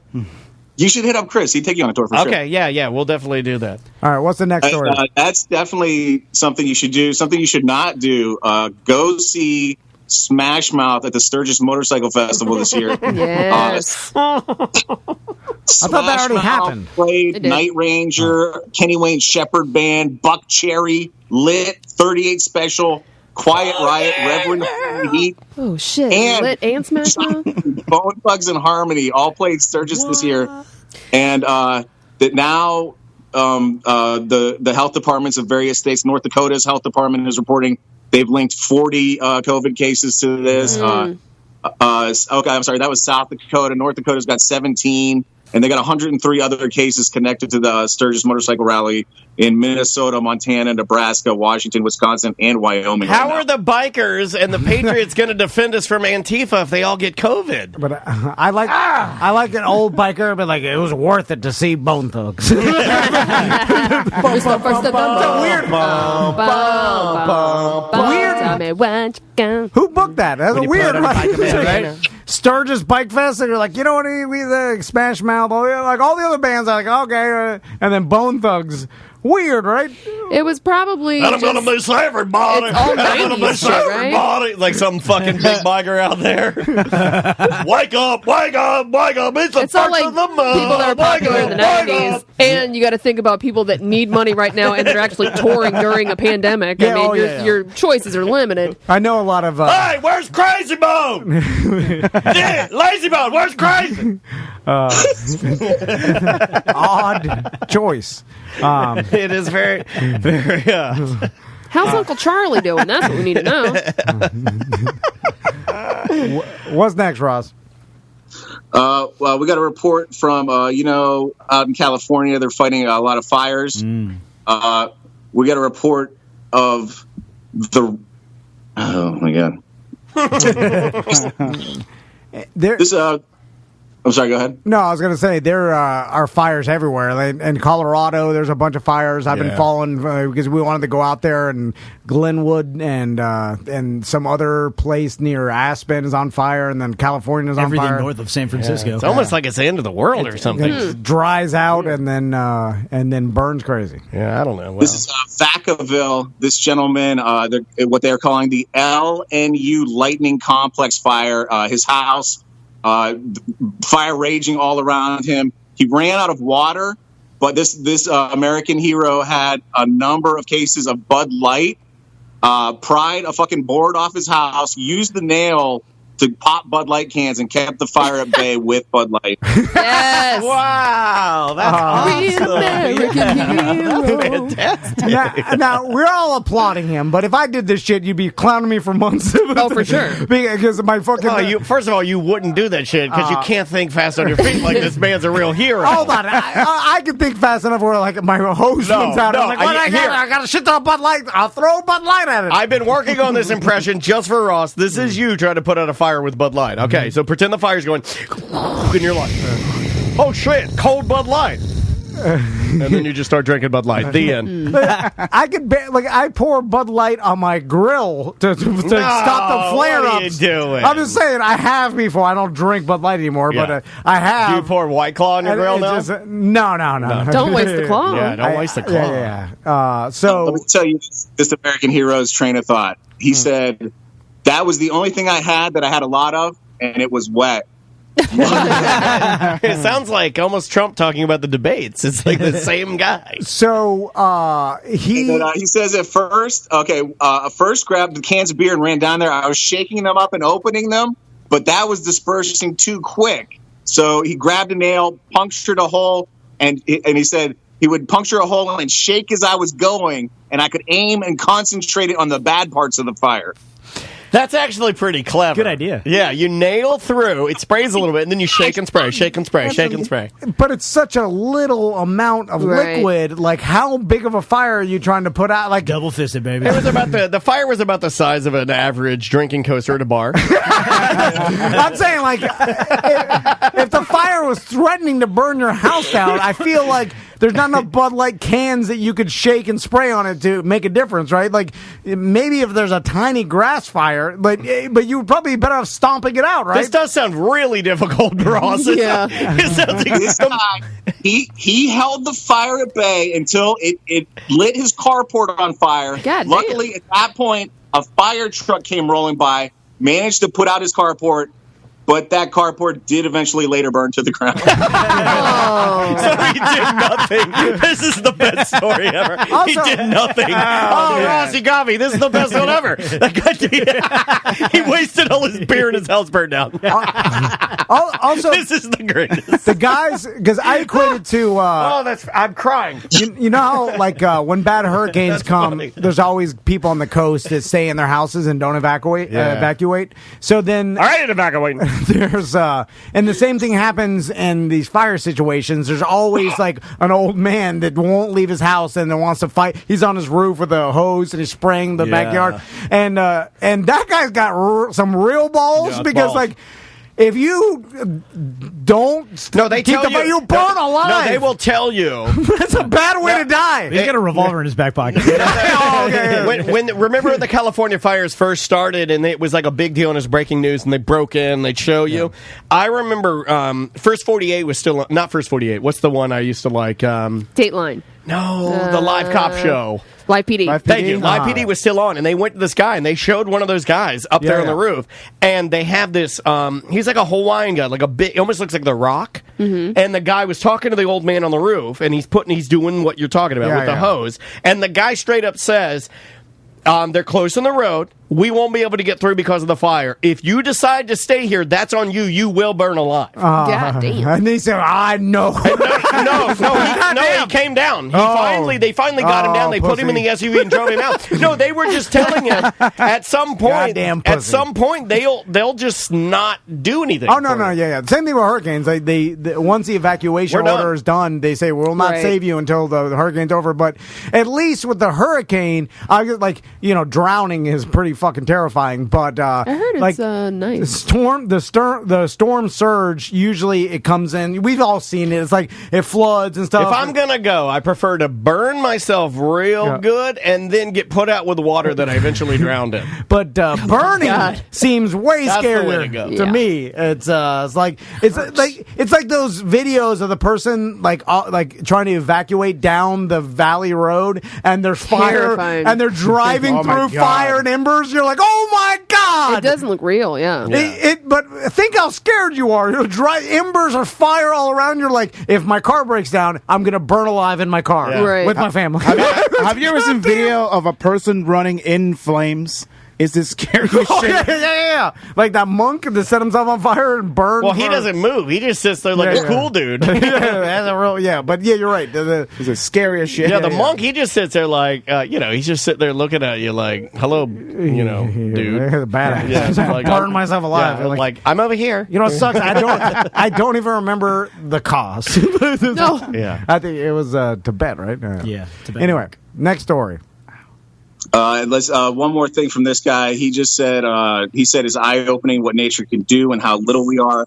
And then he also said he expects his son will be spraying air freshener in the house to get rid of the smoke smell. All right. I mean, those people are successful. Like, they'll save their house. They'll put sprinklers on the roof and shit. And and if you don't have any sort of forest around, this guy's gonna get a fucking carport fridge for more Bud Light. Yeah. I'm surprised Bud Light hadn't picked that up. I'm sure they will. They'll send them a whole package. Yeah, they usually do that. Like Coors They'll Light. put them on the Bud Light cruise. Yeah, did you, Ross? Did you see that story about that old lady that couldn't get her Coors Light? And And then there's something like with the pandemic, like she's like 86. One of these old ladies. There's a lot of old ladies around the North America that claim that the reason they've lived to almost 90 is because they have one Bud Light every afternoon. My meemaw. Yeah, I'm telling you, there's probably something to it. Yeah. There probably is something to it. Well, alcohol, like, it thins your blood, helps your heart over. Like, those, if you have a little bit amount. So I'm just surprised that they haven't found, like, and then they put him in the commercial and he's like putting out the fire. Ooh, he'll be in the Super Bowl commercial. Well, it's supposed like year. I think like alcohol, beer, things like that. It's supposed to like release like stress if you had like one or two. But then when you have like 14, then I can't do that though. 1 or 2 is just what I drink to drink 9. You know what? Fuck you, alcohol. You're giving me a mixed signal here. I like watching Ross's face when you talk because I see in his eyes he's like, I don't miss it. You tell me 1 drink helps me, but 14, no, that'll kill me? Oh, fuck you. It's Dr. Tom. Either help me or hurt me. One or the other. Sorry. Alcohol, it thins the blood. How dare you, Ross? All right, Tom, I'll let you pick animal attack story. We got a polar bear and we got a shark. One of them kills a person. Oh man! Oh, you're a gambling man. Let's put some money on it. God, shark deaths are pretty rare. I'm gonna go polar bear killed the person. Yeah. Okay, yeah. Which story do you want to hear, though? Sorry, polar bear. It wasn't a guessing game. The other story: Australian guy punched the shit out of a shark that was biting his wife, and they got away. That was the. Nice. That was that story. No shit. Australian guys are like really manly. Yeah, they're always like like being able to do They're things real men. that normal guys just can't seem to do. Yeah. And I thought you were going to tell that story. Did you see that video of like some Coast Guard ship or a Navy ship? I guess it's common practice for like they stop in the middle of the ocean and let crew members just swim in the ocean as their day off or whatever, as like a recreational day. I don't like that. And then always stay on duty. This isn't a fucking game. and then so they're all swimming there, and they have like a small boat like in between them and the ocean and the ship, and a fucking shark shows up. Big ass shark, like a big ass like free roaming tiger shark or some shit that's like an open ocean shark. Which are the dangerous. It was a free roaming shark, so it wasn't a patrolling shark. The open ocean sharks are the dangerous ones. I'm like sorry, Ross, you're here, so I feel the need to bully him. And they started shooting it and shit. Like why were they shooting? Because they were like, get in! They're screaming, get in. The people were swimming. No, but they should get in, not shoot it. Like it's not the shark's fault that they decided to swim. Right. Well, they thought they was gonna fucking take one of these guys down. Well, then get on the boat. Yeah. Well, they were fucking shooting the shit out of it. That's not right. I don't think they didn't get it. Hit it at all. Yeah. They were just trying to shoot it to scare it away or whatever. This guy shooting an M16 like right near the swimmer. Man, someone's screaming sharks, and they're shooting bullets into it. Like you shit your pants, right? Starboard side. Anyway, those fucking Coast Guard guys are desperate for some stories to tell their kids, aren't they? I'm gonna get email about that. I shot the shark and I gave Tom Van a BUI ticket. That's it. That's the greatest things I've done. Oh shit! I gotta put my joint down to shoot at the shark. Hey, I've never seen the Coast Attack. They're doing a pretty good job as far as I can tell. Meanwhile, up in Norway, this poor bastard camping, and a polar bear ate the shit out of him. Oh, man. Damn. Man, polar bears scare the absolute shit out of me. They're cute and they'll fuck you People up. in the area apparently shot the bear. The bear was found dead at the local airport. One can only assume trying to get the fuck out of Norway. I'm glad you're writing for Seth Meyers now. That's fucking awesome. That was a great explanation. That's great. I feel like Coca-Cola did a disservice to humans. Because everyone thinks that they're friendly and nice. Yeah, like that's a Christmas bear who drinks Coca-Cola. Dude, and it's then it's a fucking killing machine. That's the thing, because Maisie will pick up Caesar and be like, too. he's my little baby polar bear. And I'm like, No, he fucking ain't. Because if he was, we'd all be dead. Even the babies are killing machines. Aren't they're the most dangerous bear because where they live, there's such a lack of food. That more dangerous than the average bear. Well, not only that, but they'll just kill anything that they could find. Yeah. So they like humans, whatever it is. They need food. Oh yeah, and they're mad because they got one little piece of ice. Polar bear versus I've seen it. It's sad. Polar bear versus hippo. Ooh, hippo. Polar bear. I think hippo. I'll take hippo. Fuck 'em up. Yeah, I think that's a good match. yeah. I've been thinking about polar that for bear's a faster. while. I've been thinking about that for a while. But if a hippo chomps you with those beer can teeth, you're fucked. Like seriously, 2 beer cans. Yeah. I mean 4. Yeah. But I'm just saying, chomping you. Oh, together. Yeah, but that fucking polar bear will just rip you apart. Yeah, but he's got little bear arms. That hippo's stout. Yeah, the he's hippo's low, got like thick meat. Yeah, thick. And he's got that thick, like shark fat. They do have that thick skin. How fast is a hippo? Because I actually think they're pretty fast. They go 0 to 60 in like 3 seconds. It's like a Tesla. It's like a fucking Tesla. Have you seen the video? Only 19 miles per hour. That's fast. Only 19? That's faster than you're going to really run. fast. You seen that video of polar bear of that hippo? We've played it on the show before, but it's chasing that boat and like that's not the hippo video. Polar bear 25 miles per hour. Oh shit! Yeah. I'm telling you, it's an even matchup. But a polar, and then the water is swimming, and it's like a goddamn submarine coming at you fast. No, it swims fast. It swims like a Malibu ski boat. It's like it's trying to bite your outboard. And how fast is a Gothopotamus? How fast is a skinny kid holding the leash of a Gothopotamus? Because he'll fall down if a Gothopotamus outruns him. And it's hard. Now, this particular island chain where this guy got chomped, 3,000 people, 1,000 polar bears. There's been in the last 50 years only I think it says 5 fatal attacks on humans by bears in the last 50 years. Kind of a little bit to the east in Russia though, it's getting worse. They've had a lot of polar bear activity in the last few years. I think we talked about this in news back to 2016. 5 Russian scientists were besieged by polar bears. And then in 2019, this settlement, Belusia Guba, reported an invasion of 52 fucking polar bears took over the town. Damn. Well, is the problem is they're being dispersed out of their natural environment, or they're just constantly less food, so they're they wandering? Just how good Big Macs are, and now they're coming into town for them. Yeah.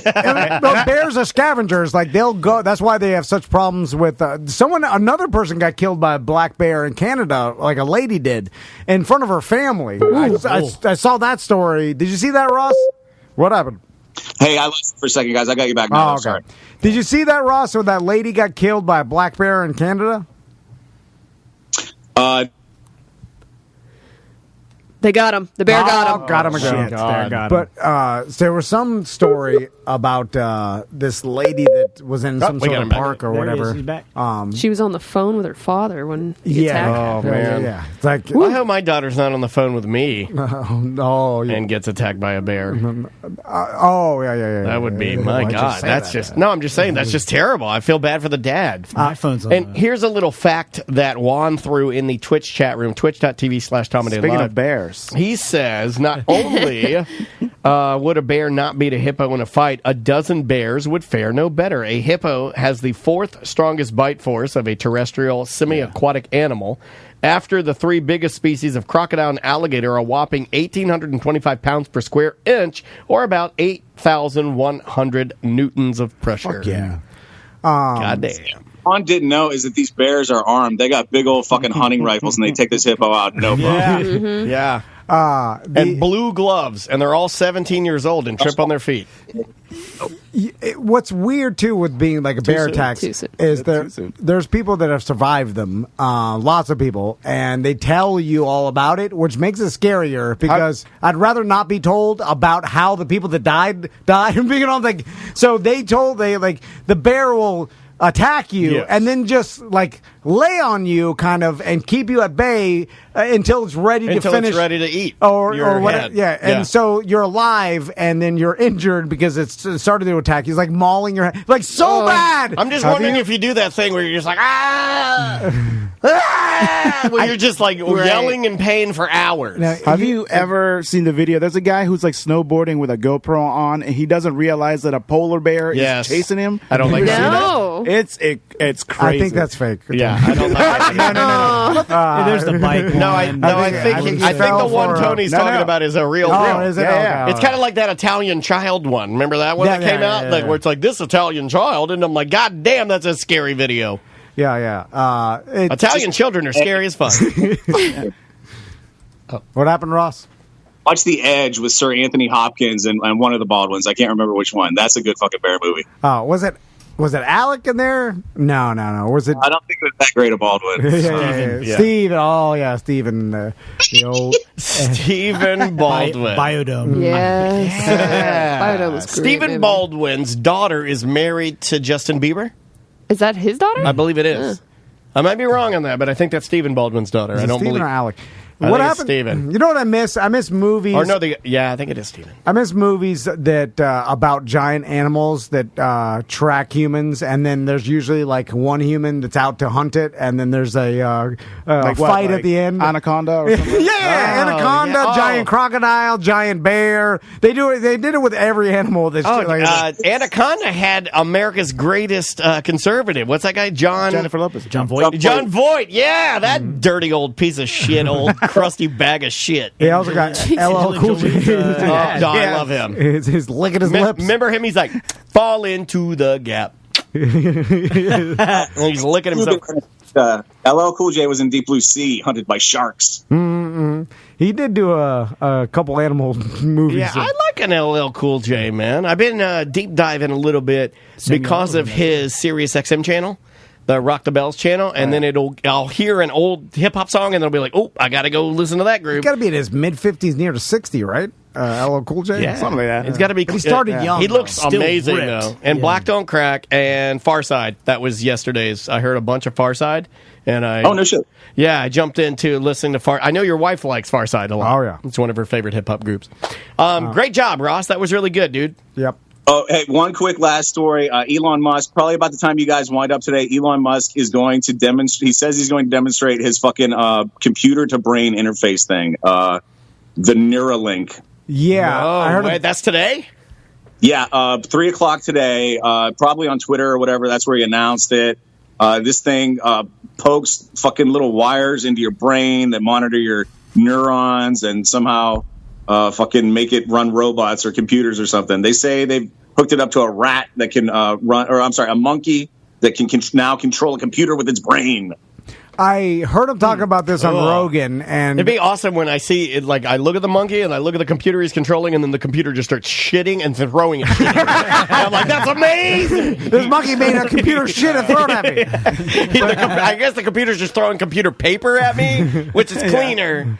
I'm like, he's doing it. Yeah, the computer put his finger in his butthole and sniffed it and fell over. That's awesome. I'd buy that right now.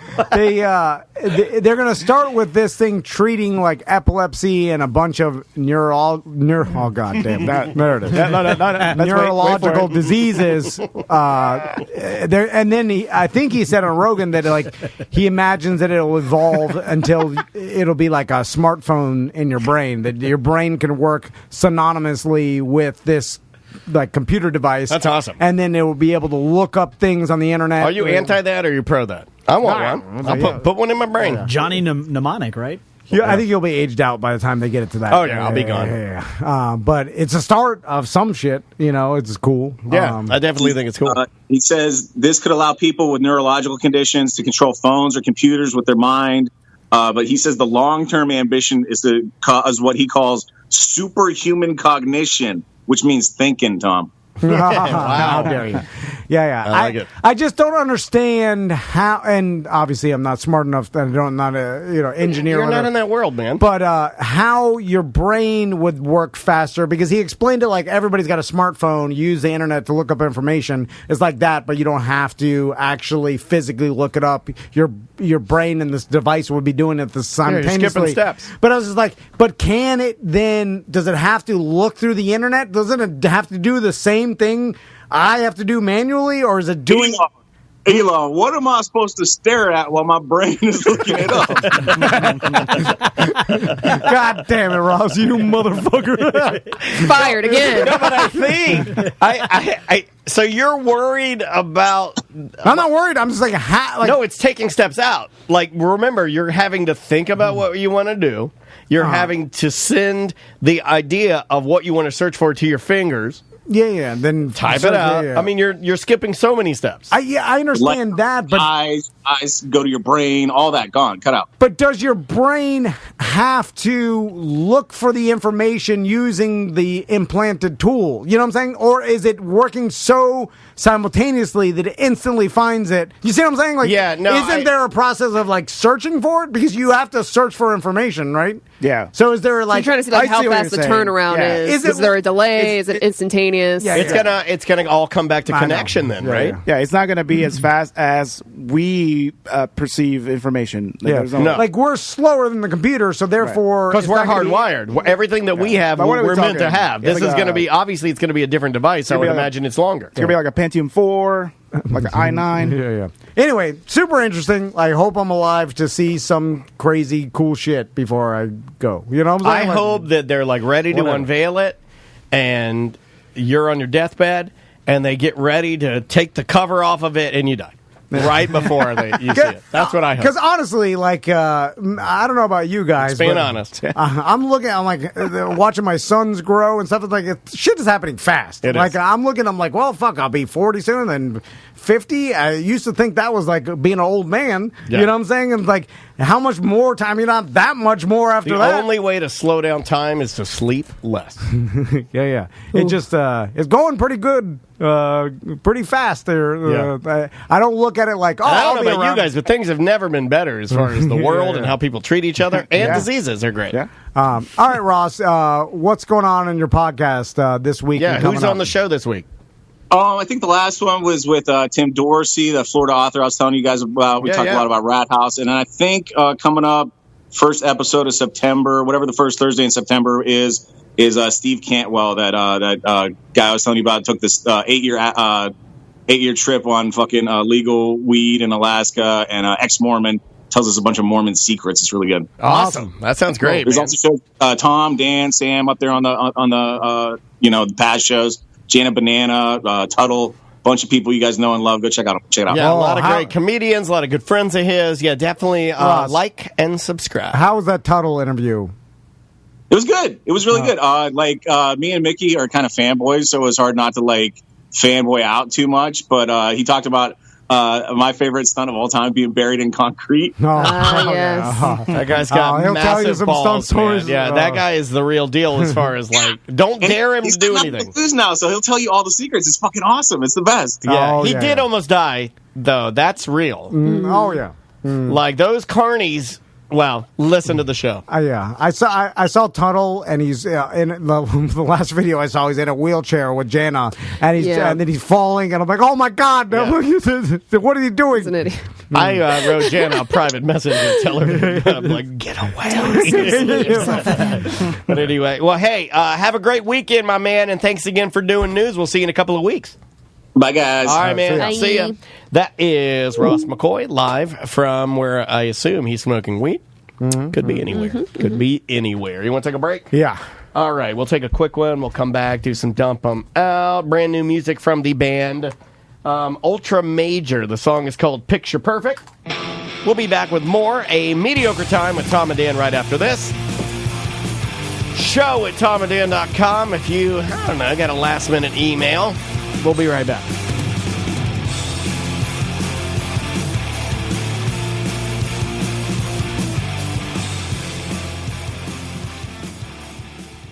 So I'm sitting at Qdoba yesterday, listening to the Mission Impossible theme performed by Limp Bizkit. Okay, and you know what I thought of too? What? Liquid Glass Guard. Oh, really? Yeah. What made Just you popped do right that? into my brain. Well, maybe it's because when Limp Bizkit's rocking super hard, right? Just like rain hits your windshield hard. Okay, I see where you're going. That I have nothing.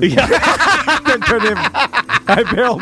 I did stupid. You did. I've never seen you fully bail. I was like, oh, fuck this shit. Anyway, what's cool with Liquid Glass Guard is that it lasts up to 6 months, so you get it. It's a perfect gift too for like anybody in your life that it's like a vehicle guy, a car well, guy. anybody who has a car, like, because you apply it. It's super easy to apply. You want to know my favorite? What? I use it on my scooter now. Yeah. And you want to know why I like it so much? It's because these guys that do the maintenance around our studio blow all of their sand and garbage and mud all over my scooter because I park it up near the studio. And because I'm coated, all of that dust and debris and garbage, one ride home and it all blows off because it's super slicky. I mean, love bugs are coming back. It's good for your windshield wipers, makes them last longer, but it's hydrophobic, so the rain just pours off. So I remember when I first applied it to my truck and a rainstorm happened, I didn't even turn on my windshield wipers. The rain just literally falls it just off. Like wicks right off. Yeah, and you could enter coupon code Tom and Dan. You almost said poupon code. Don't put the poupon code in. You're not going to be able to handle it. Put in the coupon code. My daughter says that too. I'm like, what are you doing? She's like, I need to puke. I'm like, it's poop. And she's like, puke? And I'm like, it's poop.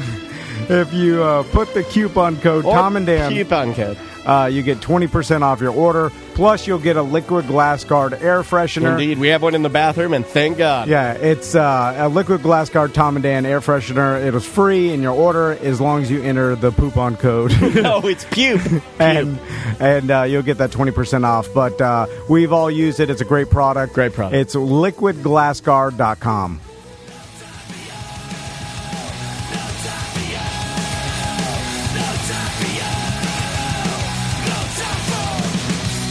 Welcome back to A Mediocre Time with Tom and Dan. I am Dan. Tom. Samantha Butler and Tony Rage all hanging out in the beautiful Streamline studio, and Sean is online. What? All right, let's go to it. There you go, Tom. Well, before we go to Sean, Tony is here because he's got a new project, and so tell me about it. Yet another project. So my whole life, as far as I can remember, I've always wanted to have some sort of company or business. Yeah. That Cue the music.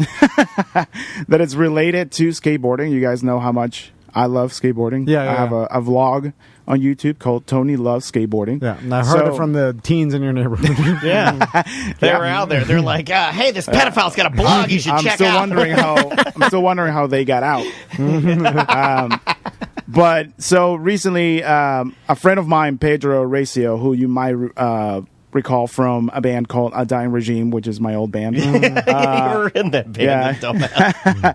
Him and I got together and decided to start like an apparel company, kind of like, with like skateboard background, and just basically to remind people that you're never too old to do something that you love. In my case, that's not true. Yeah. Tom tells me I'm too old to do a lot. He yells at me all the bullies me. Yeah. So the brand is called Stay Young SB, and this is our first shirt. I got you guys here. I'll throw it at you. Nah, you've seen me wear it. And there you go. Yeah. Oh, thank you, buddy. Yeah. So, ooh, I love it. So that's like our first design. This is a locally screen printed design. So for the first design, I wanted to do something that had like a local what do you call that? Like a little local feel to it, like a flair. So this is a pizzazz. This is kind of like local pizzazz. We used an old pamphlet that they used to give away in New York City back in the 70s when it was called Fear City, and it was a pamphlet. It was a survival guide of the city of New York City, because New York City was so bad that when people would arrive at the airport, like people outside would hand them these pamphlets that would say "Welcome to Fear City," and it had this call, right, and it would tell you things like where not to go at a certain time, what places like you shouldn't be at, things like that. Neighborhoods to stay away from. Yeah. So we decided to make it Welcome to Fun City, and it says at the bottom a survival guide to visitors of the city of Orlando, and it's got the skull having a good time with what looks to be some sort of rides in the back. Yeah, like a mouse. Non-specific rides. Yeah, in the back. non-specific mouse place. And so that's the first design, and there's going to be a lot of. It looks exactly like Walt Disney World. No, it does not. It looks like the skulls at it looks like World. Mickey Mouse and Walt Disney World. It looks like dead Mickey Mouse. Oh my god! It's like I love when you do stuff like that because you think nobody listens. Do you love it? You know how many times? Why do you love it? Yeah. Hold on, this will help. You know how many? Look, it's Mickey Mouse. Hi, everybody. I'm just. You know how many times I almost got fired because of things that TC said on It makes me. secrets. I forgot about that. I'm sorry. Hi, everybody. I almost got fired. Have we ever talked about that? No. Can we? Actually, did we? I don't know. Not on air. Not on air. No, so that one time that we went to the zoo. Man, that was bad. That was bad, huh? Can we say that? I mean, I don't work there. Yeah, I don't think he's going to be working there anytime soon. So I felt so fucking bad. So he didn't. This was years ago, and Tony worked for a big beer company, and then we went to the zoo. We were there with my what grown ass men go to the fucking zoo? Well, we were there with the Cruise kids. around the It was like it was Crystal and the boys. We were taking, and then we told Tony. Hey, we're Crystal and the boys. This first song is called Finger Picking. And so I'm like, let's get a beer because it's miserable. Right. So I went, and then we went to the concession stand, and then I was like, all right, they only had one brand of beer, right? Which is not the brand of beer I used to work for. And it's a big brand. I'm not going to say it, but so it's not the brand that Tony worked for. It's a competing other giant brand. I mean, it's like the most competing. It's like saying Coke two and Monster. Pepsi. Yeah. You know? So I was like, all right, two light beers, please, Tom Van at the zoo. And then Tony's like, can you put mine in a cup? Because I can't be seen drinking this, right? Which seems absurd to me. It is absurd. Absolutely absurd. Because that's company absurd. policy that anybody that thinks this is a dick. Yeah. And that I can't drink the competitor's beer. I laughed out loud, and I was like, come on, who gives a fuck? Are you serious? Like, I thought he was joking. Goddamn non-COVID America, motherfucker. We do whatever the fuck we want. And so Tony got the cup, and then the lady didn't want it. He's like, I'm not supposed to give you a cup. And I was like, which was ridiculous. And I was like, I'll pay you the extra. And like, that's policy. And I'm like, what? How much money? Like, I'll give you $5. Like, I cover the whole goddamn stack? Just give me the cup, bitch. Anyway, so, but anyway, so give me the cup. I told this story on the air, radio, laughing about how Tony was being over precautious. His fucking bosses. Okay, so then he gets up for a promotion like a week later, and he was waiting. He's like all prepared for it. He gets in the office, and then his bosses are sitting there, and he's like, "All right, Rodriguez, you're up for a promotion." and then they go My down. My most negative asset is the fact that I just work too hard. And then and then you got the job. Rage. They actually said, they're like, we heard that you were drinking. What happened? Yeah, no, it was I'll tell you what happened. Yeah, please. Oh my God! Coming out. Oh no! It's coming out. Oh God! Daniel had to leave the room. I know. He's throwing up. He's throwing up. I did it again. Right in the trash can. God damn it! He just threw up. I have fucking claw in my nose now. You are so naturally bumbly. Dude, I got called in the office, and I believe it sort of started with. I had one of my coworkers say like, "Man, did you listen to the show last night?" I'm like, "What show? What are you talking about?" And they told me about you guys, and they say you mentioned that I was drinking the competitor, and they sat me in the office, and I'm like, "Hey, well, so do you know what this meeting is about?" And all that stuff, and I'm like, "It's probably about me working too hard. I'm sorry, I just love working." And needless to say, they were not very happy. They were very offended by it. So did they hear it on the radio, or someone told them they heard it? Several people heard it on the radio. That's fucked up. Whoever snitched on you is the real dickhead. In that world, from what I've been told by people that aren't aren't these two guys sitting here. A bunch of they're bros all that- like that. Yeah, like in that world, it's all It's very like that. everybody out, Fucking right? cutthroat, man. Very cutthroat. God damn. Everybody I know that's worked in beer has said it's just Dude, there were really insane. difficult. there were my peers. Really like, difficult. there were some of my peers that were very upset about that. Like, Yeah. I can't believe I would do something like that. It was crazy. What? You're having a I beer at the mean- goddamn They didn't zoo. even have the fucking company Yeah. that you work for I mean, at the just zoo. so you know, because I don't like lying to you, the first thing he said when he got in here, he was like, he came in here, he's like, can you believe this motherfucker drank the competitor beer I gave him? What a fucking idiot. Dude, I and felt so disrespectful. I felt like shit he did. because normally I thought he was deflated. Yeah. I could like because we thought collectively we thought that because I lumped myself in there too, doing anything like we don't do. Dude, I'm under the guise of nothing matters all the time, and Right. I've spent my whole career and nothing ever matters. we And this, never- and I was like, oh god, I almost got fired. Yeah, but we never do this show. Look, we make a lot of jokes. We do play hard. We goof on each other. We fuck with each other hard. But we would never. I mean, like, yeah. Not trying to get anyone no, fired. not trying to hurt anybody. This is not a hurtful place. No matter what we say, Then I we're got- not trying to hurt you. Then I got mad at those motherfuckers. I was like, well, how stupid is that? I'm like, what a small mentality to have where you're concerned about one of your employees having a beer at the goddamn zoo on his off day. Like, it's not even Well, working. I guess the mentality is that, by buying You're a supposed to have competitor's, nothing you're not giving, like, you're taking money away from our company in a way, But the there's way I nothing- see it, they didn't they're not have the selling- beer. they didn't sell- they didn't You have would the have beer. ordered it if Yeah. they had it. They didn't have it, so you're supposed to like, Yeah, don't he- drink it. If it's he like, bought fuck you that. he bought you the beer. Let's kill him. So the next time, like it's as if to say, and correct me, you guys correct me because you've been in the world. So we're at a party. You sell X beer. I have Y beer at my party. I walk up to both of you. Hey, welcome to my party. I hand you 2 of the Y beers, and you guys both, because you work for X, have to say, "Man, I'm sorry, I can't really Good drink question. that." Because what if it's free? Right, Then you're no, not taking money no, out you of it. guys probably, were. right? It was free because Tom, it was your I was treat. buying it. Yeah, and you would It was- probably yeah, and you'd that's get right. next like that. So is It was that stupid. That's frowned God upon, damn. right? Like it is frowned upon. Yeah. So you're at a party, you get a photo taken of you drinking with your arm around me, Yeah, and drinking X that's beer, bad. and you're in trouble. That's bad, yeah. By the way, I Never like that in my industry. Though, in my one. Oh, really? Smaller craft beer. Yeah, but that's wasn't still as bad. it's just fucking crazy. It also there's something that disturbs me about like real big corporate allegiance when employees it's like very culty.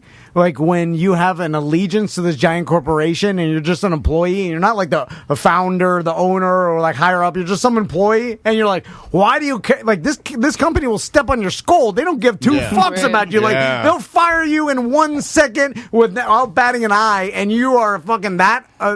You have that much allegiance to some shit that cares so little about you. Like I don't. Yeah. What Well, is that? I mean, It's brainwashed. listen. I mean, at the end of the day, whatever. Like we had a conversation and ended up being fine.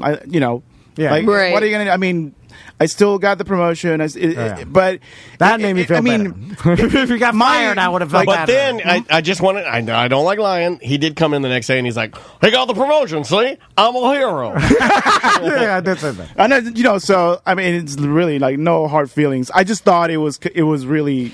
It's weird. It's bizarre. It's Yeah. bizarre to go through something like that because you really don't think about it. I remember my brother used to work for like a big soda company, and he used to tell me he couldn't drink the other, and I used to think that was silly until it happened to me, and then I was like, okay, well, It's true. In a way, it's true, and it's a thing that you should probably, there's so many options out there that you can probably get away with, not drinking the competitors, but. It ended up being fine. Yeah, Like, but it's also your intent. So, like, as a boss, to be like, all right, if you are drinking the competitor's beer and putting it on social media and being like, this is delicious, then I'd be Right. like, why are you doing that? Yeah. Right. But if you're like, someone buys you a beer, Minding and your business, and you go out of your way to get it in a cup so that you're not walking around with See, it. I would have said if I'm the owner, and it got back to me, He's like, and he's then, doing and the then right if thing. you came in, you're like, I put it in a cup. I'm like, well, then more people need to be like you. I appreciate that. Yeah, you know, yeah. like I mean, and that's not what I. to get mad. Yeah, you went. I was talking about how you went the extra mile to get it in a cup so no one saw you, and I thought it was stupid. Yeah, but you hear what and then you they wanna still hear. got mad. well, you're the OG snitch. You snitched on him on the radio. Yeah, I did. and I helped you. yeah, now I'm gonna get Disney calling my ass. So go buy those shirts, guys. StayYoungSB.com and I wore a bear in the Big Blue House suit for 10 years. don't and talk I didn't about give a fuck. How is that possible? And Ross thinks I'm crazy, but I'm like, how is it they didn't send the goddamn giant multi-billion-dollar corporation a cease and desist for doing that shit. I don't know. It's crazy. Drunk. I called it drunk. I was talking about doing cocaine. It's because and wearing a bear in the big blue. Yeah. It's because you changed the color of the nose. But still, they send cease and desist for a lot less. Yeah. Anyway, so all right, let me plug my shit, man. Sorry. God damn it. So anyway, see. So what was I saying? So Stay Young SB. The shop is up right now, so that you can get that shirt right now, and there are going to be a few more models here this weekend, and hopefully a hoodie. Get ready for winter. And the shop is stayyoungsb.com. And yeah, man, I'm excited about it. Cool. So awesome. Check it out. I'm proud of you, man. That's super neat. Thank you. Yeah, it's awesome. It's it's cool to support super small anything. You know what I'm saying? Yeah. Chunkle Chicken Cheesesteak in the Twitch chat wants to know if you have a Chungus size. I have right now. Okay, so I made a rookie mistake, which was I printed a small quantity of smalls and XLs. Just thinking, like when Band-Aids, we used to have XLs left over, and the XLs are flying off the shelf. So I think I only have like COVID 2 or 3. I have like 2 or 3 left right now. There will be bigger sizes available when the new models go on the website.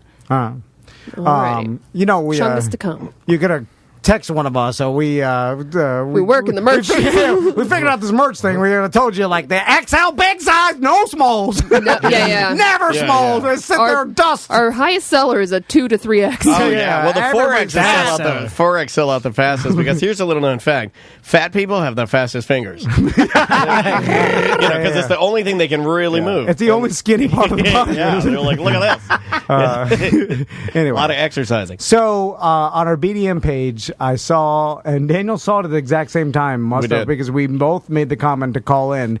We saw a BDM make a post telling a story that we both thought were hilarious. Yeah. And he's on the line with us right now. Sean, are you there?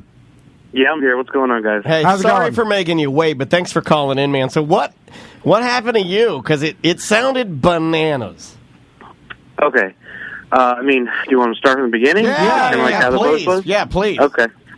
All right, so we used to live in a house, and then we moved about 10 houses down, and I ordered a hat from you guys, and I accidentally entered in the wrong address, which was only, probably about like 20 digits off. So, and I got the email that it got delivered, so I went to the guy's house. Can you pause for 1 second? Sure. The first question I have, we're going to interrupt you a lot. I'll just apologize. That's fine. Who the hell moves 10 houses down the block? Right. Yeah, especially, I assume it's a rental property, because every rental property I had, I literally couldn't wait to get the fuck out of that neighborhood. I looked around, I was like, I cannot wait until I get out of here and never see this neighborhood again. It's bad. Anyway. It was just an easy move, There was 10 houses down, so it was like, oh shit, we don't got to move that far, Yeah, we didn't even have to rent what were you gaining? Right. Is a better bigger spot? house? But 10 houses down, you still put it in a back of a truck or some shit. You're not saving that much. Cheaper rent, that was it. Okay, fair enough.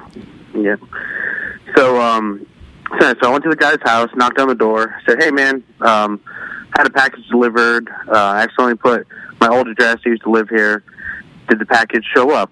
And the guy said, no, man, there's no package here. So I was like, oh, fuck. All right, man, well, whatever, appreciate it. And then I knew the guy was bullshitting. So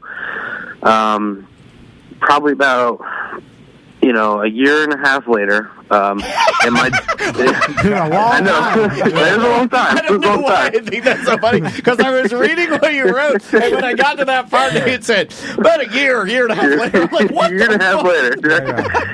So I'm walking, my dogs, and they're used to shitting, right near that house, so I would still, it used to be their home. Yeah, it was their old house. It used to be their home. They probably still smell their own doo-doo. Yeah. Jeez.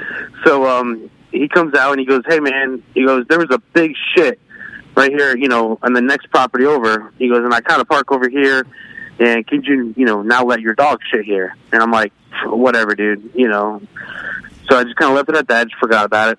And he would always, every time I'd walk by at night, he'd always like peek around the garage and like look at me.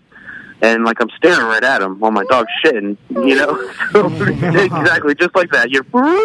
Did you pick up the doo-doo? Because that is kind of a D-head move. It's just... no, it's in an empty lot. Ah, okay. All right. Empty lot. Hey, so, you know... He was mad that you were letting your dog shit in the empty lot. I get mad about that, too. That's an empty lot, guys. Where he parks his car sometimes. So anyway, now fast forward again to last Sunday. We had family over, and we're hanging out. We're drinking, playing games, and everything. And my daughter left the door open, and my one dog, I can't let him out on his own because he takes off running. He's a part boxer, you know, he fucking hauls ass. He's a chopper, yeah. Yeah, so he took off, and... at first I wasn't going to go after him because I went after him so many times. My wife was like, I'll go after him. And I was like, nah, I felt bad. So I had the least to drink, and we were drinking, I was drinking Bloody Marys. And the least to drink. Not that I wasn't drunk. Jesus. So me and my sister-in-law's boyfriend, we hopped in the car, and we started just around the neighborhood. That's it. And we drive by my old house. I figured he might be there. And then all of a sudden I see the guy. And he's outside. And he's wearing a black BDM hat that I fucking ordered. Like a year and 8 months ago. I was furious at first. And so I quickly... drunk. Yeah. And so I quickly turn around. And he's freaking out. You know, he's like, Sean, what's going on, man? Because the whole time I'm like, no, this motherfucker. You know, I'm swearing and shit. This is where he's freaking out. By the way, Sean, this is where me and you depart in this category because I never confront them. I tell the story, but I never... It would be hard to stop me from just driving my new car over the man. I'd be like, go. Over a hat. Yeah, I don't know. If I was sober, I probably never would have confronted him. I probably would have like, that fucker, you know? But, I mean, I had some vodka in me, so I was feeling good. Good, let's do it. Let's kill this motherfucker. So my sister-in-law's boyfriend, he's like, what's going on, man? He goes, I don't have my gun with me today. Jesus. And I'm like, what? I'm like, the fuck? I'm like, you don't need that thing. Let's escalate. Oh, God, man. It cost us $8. All I got is this grenade. It's $8. Wait, hold on. Was it the regular? Was it a flex fit or a snapback? What it was the flex fit one. Oh, that ain't $8. That's $14. Let's kill this motherfucker. Still sewed in Wuhan. It's still got it's covered in Wuhan flu. And it still had the sticker on it and everything. Oh, it was fucking beautiful condition still. So I stopped in front of the house and I said, hey man, have you seen a dog running around? And he said no. The guy stole your dog. Motherfucker stole your dog. Then a year later. He asked what the dog looked like, and I told him, I was like, that really wasn't what I wanted to ask him, you know. But I was like, it's not important. I'm like, I like that hat, though. And you did the passive aggressive. Yeah. Dude, you need to do that. Hey, that's a nice looking hat. I never do that. Yeah. Because for sure the guy knows that something's he fucking knows. So I asked him about the hat, and he said, oh, no, I got this from the radio station. And I'm like, fucking bullshit, man.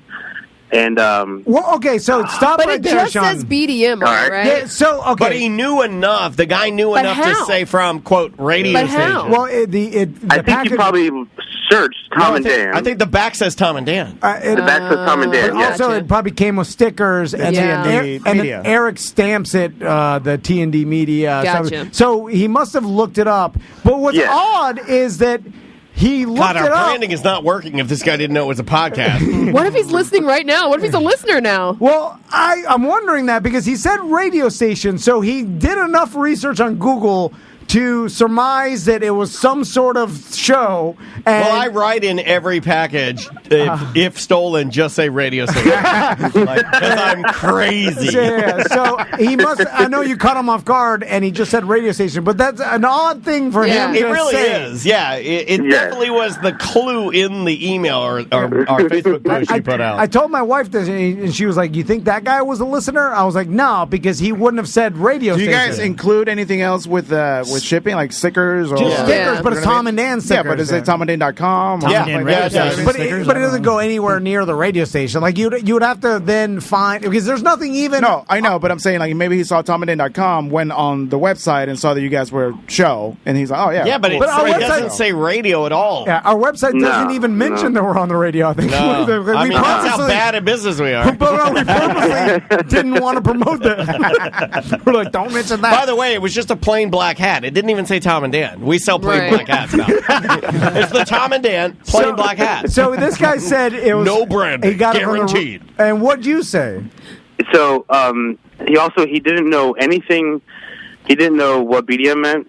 And were you quizzing him? Yes. I do like that. I like the quiz. So is your friend loading his gun now? Because let's do this. Because did you we have to kill this man. What did he say when you asked him what BDM meant? He totally changed the subject, and that's when he goes, "No, man, this is not yours. This is not your hat." Oh, he just denied. Yeah, so he fucking he didn't know, the tip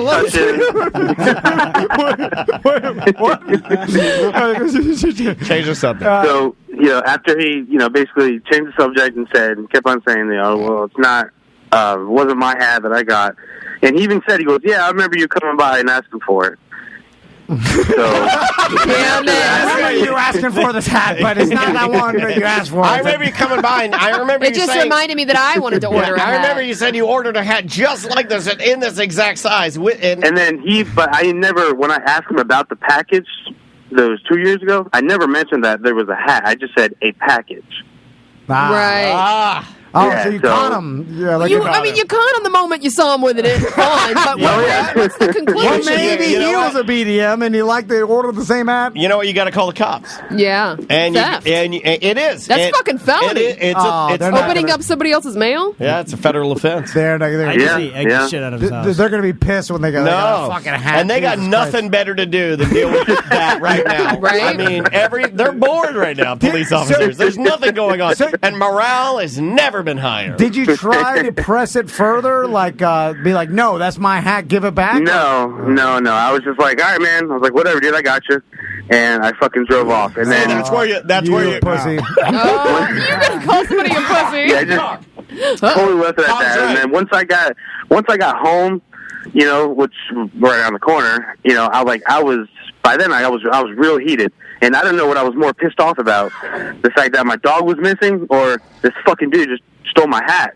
Well, the reason why you're pissed off is I get pissed off like that too when I don't say the things that you get home, you're like, I should have said this, I should have said this. Yeah. And then you take it out on your family. Yeah, you just got to slam some doors and punch some drywall. You're getting extra drunk, you're yelling at your wife. You do that move where your daughter says, and I know this one because I've done it. Your daughter walks up to you and you're mad about something and she's like, "Daddy, will you play with me?" And you're like, "Shut up!" You do that. You stole my hat! And I was too much of a pussy to tell him. Your mom says I'm a pussy and I can't get my hat back.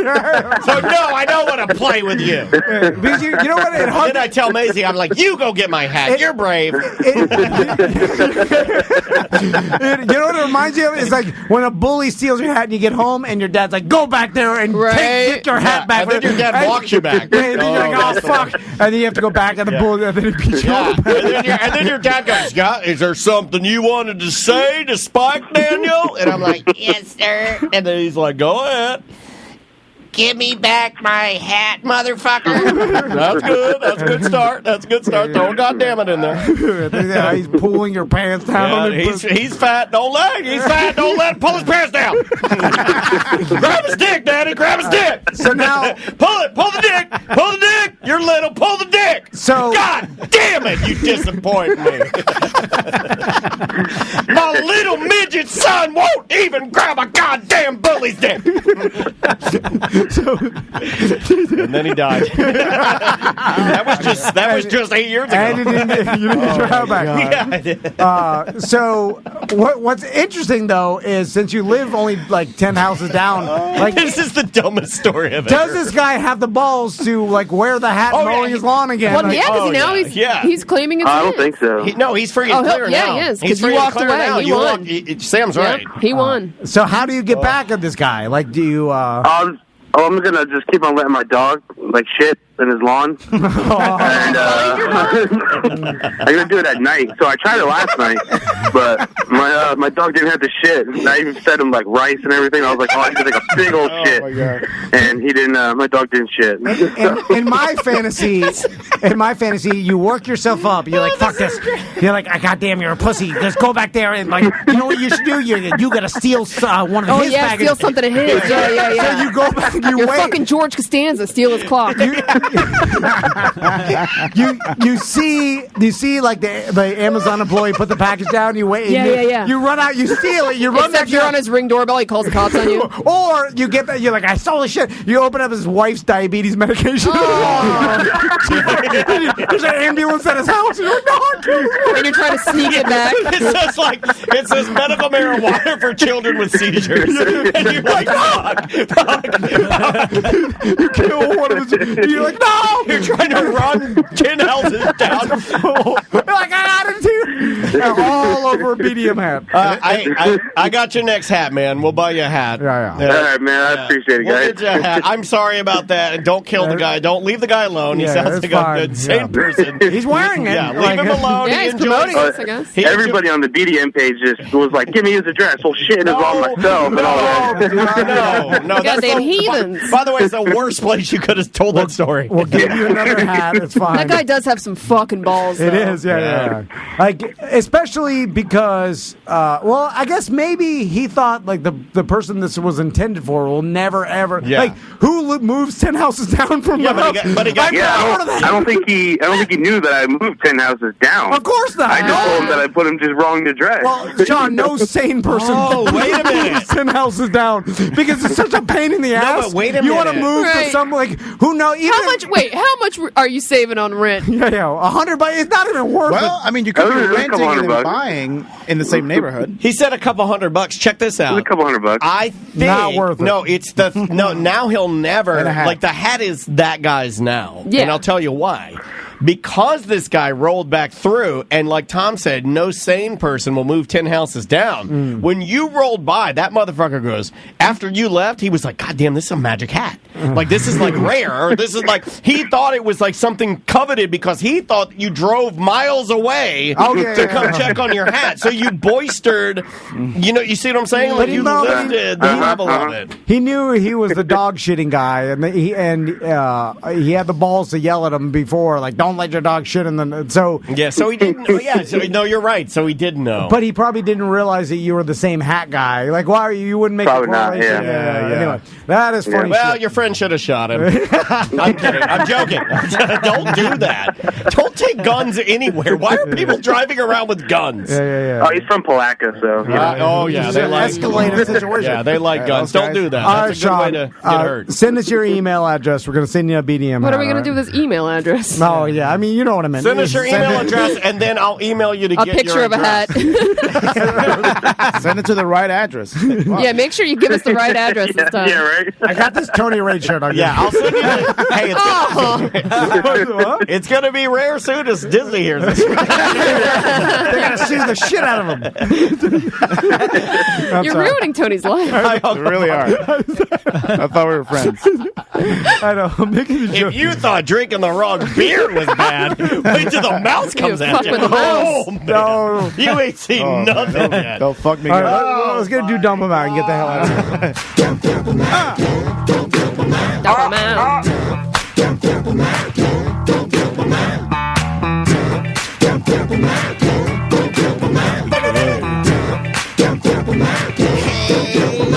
We got too many topics on the list today. It's the end of the motherfucking show. So come on, baby, let's dump them out and play. I want to see your topics. I want to also see your bottom mix.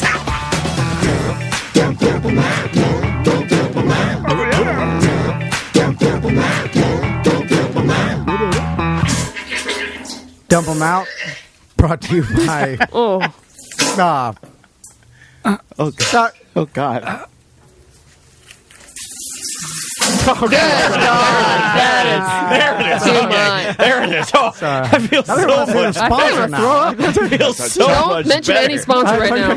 I didn't realize how good that works at the end of the song. And then everybody waits and they hold their breath. Everybody's like... You gotta go see a doctor if that's happening, right? Is that the audio from Chungus? Don't say White Claw. Get it out. Dump them out. Don't say get it out. I'll tell you about a promotion at 7-Eleven. If you enter in your phone number, you get $3 off a 12-pack of White Claw. Don't bang your head on the Corona. And it doesn't work for two, and one per day. One per day? It's $3 off a 12-pack. Why are you going back? Don't. I run out of White Claw, go to my 7-Eleven. During the day. So you hit it at 11 and come back at 1? And they're like, hey, you entered $3 off, that's good. And you always, really good. And you always hit your head in the Corona display. Because I lean over. Or I enter your number like, every time. Got me again. Don't hit your head. It's just for my short T-Rex arms. I'm putting in my number. You have normal arms. I have tiny arms. I don't know. They're pretty short. Yeah, they're kind of short. Anyway, okay. What do we got here? Well, we did do a Shop LC contest on the BDM group. Only 2 people contributed to it. Pabone and Steph. Yeah. And Steph crushed it. I kind of feel like she's the winner. Yeah. Pabone did a good job, but Steph, I mean, she had Steph, I know you were in the chat. She sold it with the sizzle. By the way, send me your mailing address. We have a ridiculous So much box stuff. filled with expensive things. Yeah, You guys fucked up. We're going to do it again, but hey, let this be a lesson. Some of y'all fucked up because it's great shit. Well, we're bad at contests, but also me and Daniel from the radio days, like people would show their titties for a burned out Corona shirt. With like some fucking hard potato sack Gildan shirt. Yeah, it's like a 3X. With a one color Corona, and then people would show their titties for that. Yeah. My God. Yeah. Anyway. We had like 2 twins come up and eat an ice cream bar out of each other's buttholes for like some dumb shit. Yeah. Better times, man. Yeah, it was a better time. So Samantha got a tomato. I did. Yeah. I couldn't believe it.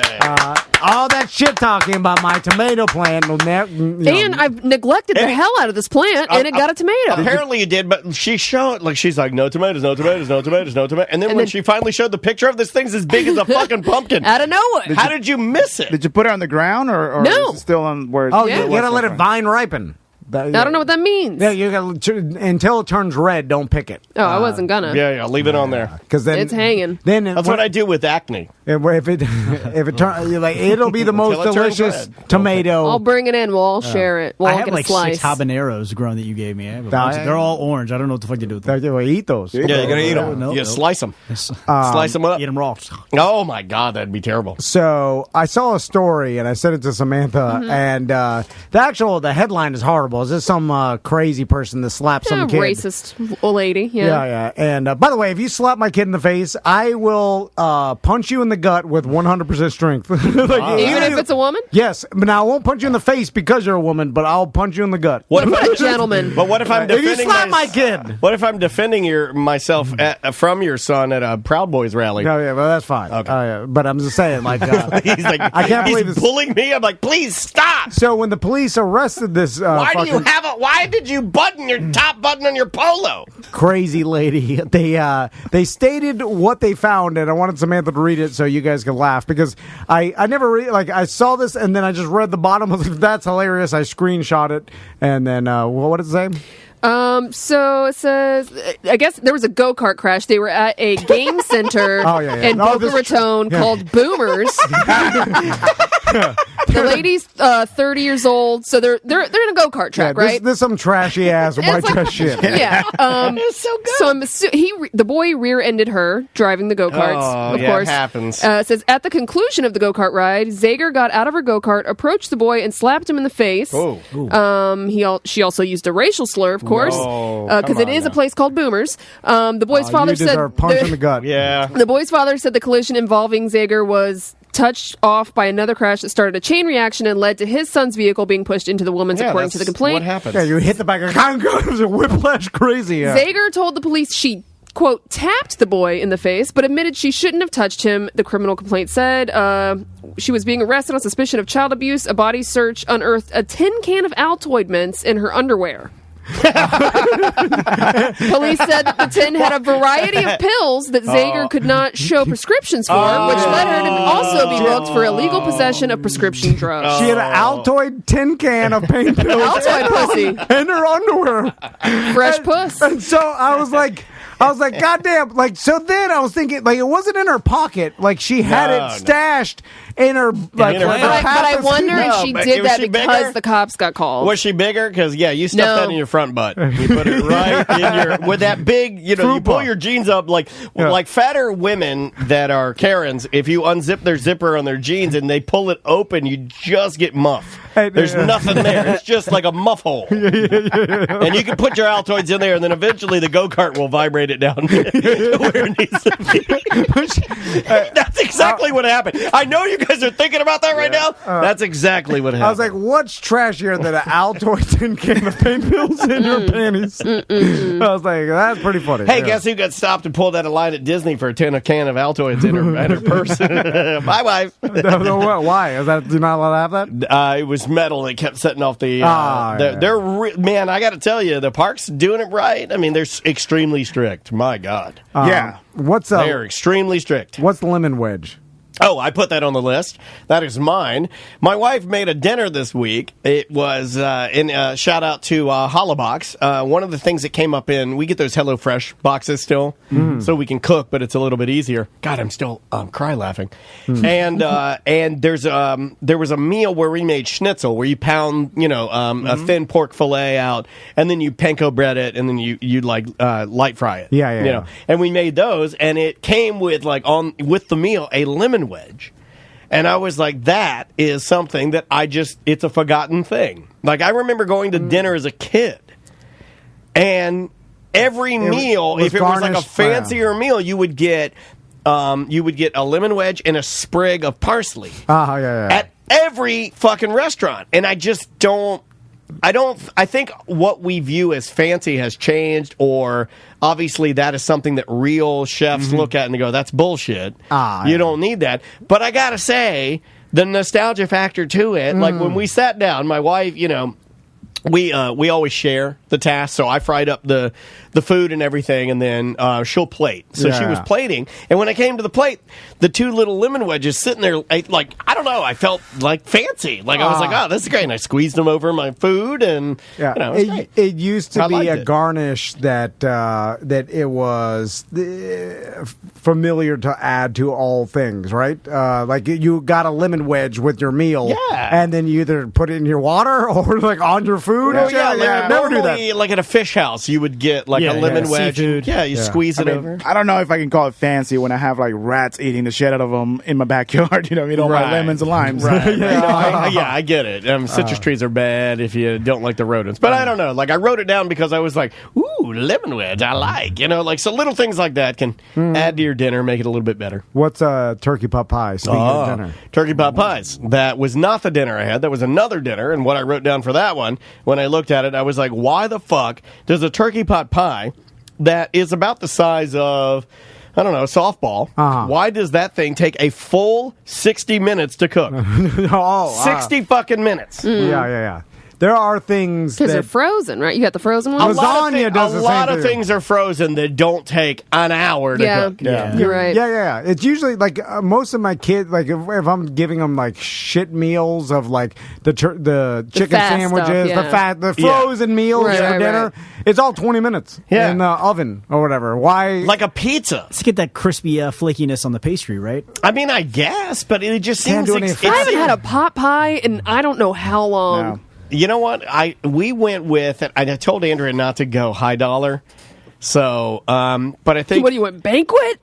No. Oh, okay, that's garbage. I like the garbagey ones. Ooh. I like a not banquet's too far. I like banquet. I like Stouffer's. I like Stouffer's is fine. She got Marie Collander's. Yeah, that's and fancy I'm like, pants. I don't want that. This thing 700 grams of sodium. More. 7? Are you crazy? It ain't got 700 grams of sodium in it. Are you insane? It has 2,000 grams of sodium in it. When I first moved here to the U.S., I discovered chicken pot pies. I'd never even seen one in my life, and I was obsessed. For real? I would eat them every single night until one day I got food poisoning, and I haven't touched one in 20 years. Oh my God. You're not that fucking far off on like the sodium. No, I know. I looked at it. It's like, I thought the one we had was 1,600 grams or 1180 for a turkey pot pie. Yeah, a lot of them have. God damn. It's a lot. It's because they have so much preservatives, so they put so much salt in there. It's because it'll last for 18 years. So bad for you. But frozen.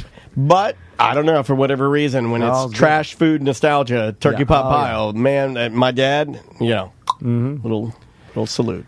All right, let's get out of here.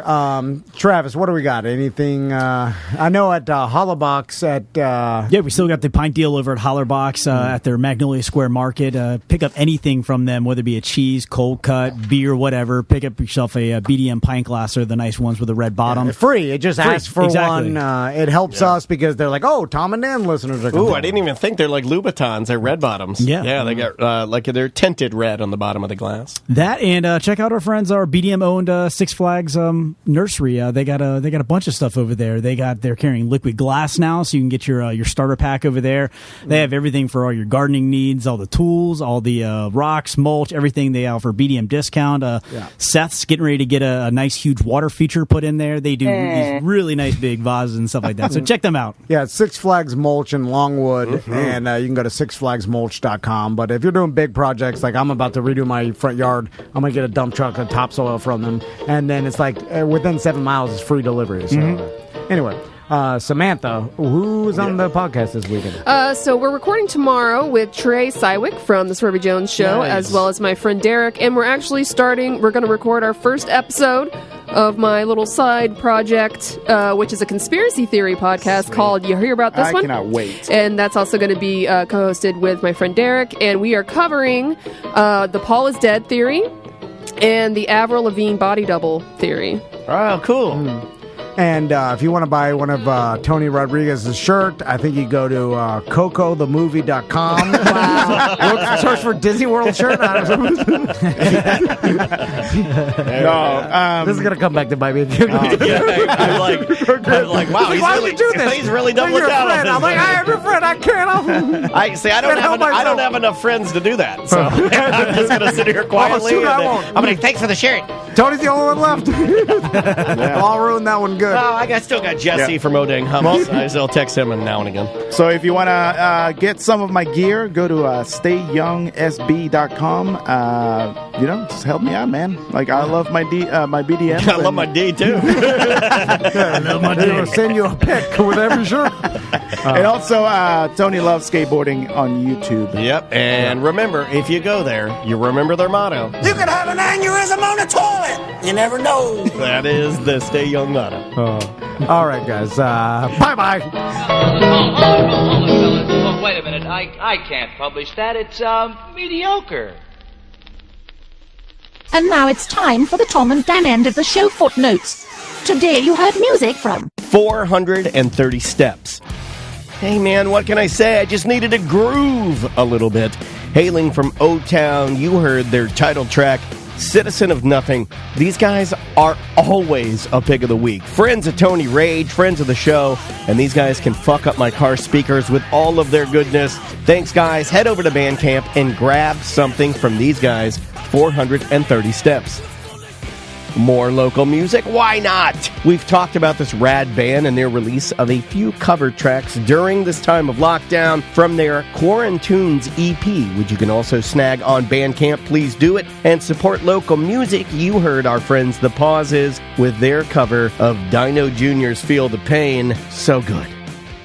Next up was some new music from the band Ultra Major. These guys sort of remind me of the band Slow Ride. Yeah, I know. I always mention Slow Ride. I miss that band a lot. You heard their newest single entitled Picture Perfect, so go out, support Ultra Major. We close out the show with new music from Ways Away. This was a band that I had no idea about, but damn it, I'm glad that this record came across my desk. And by the way, I'm showing my age because that doesn't happen anymore. It's all just emails and MP3s. You heard their song No Means No Ends from their brand new self-titled album. And on that note, have a wonderful weekend and stay safe out there.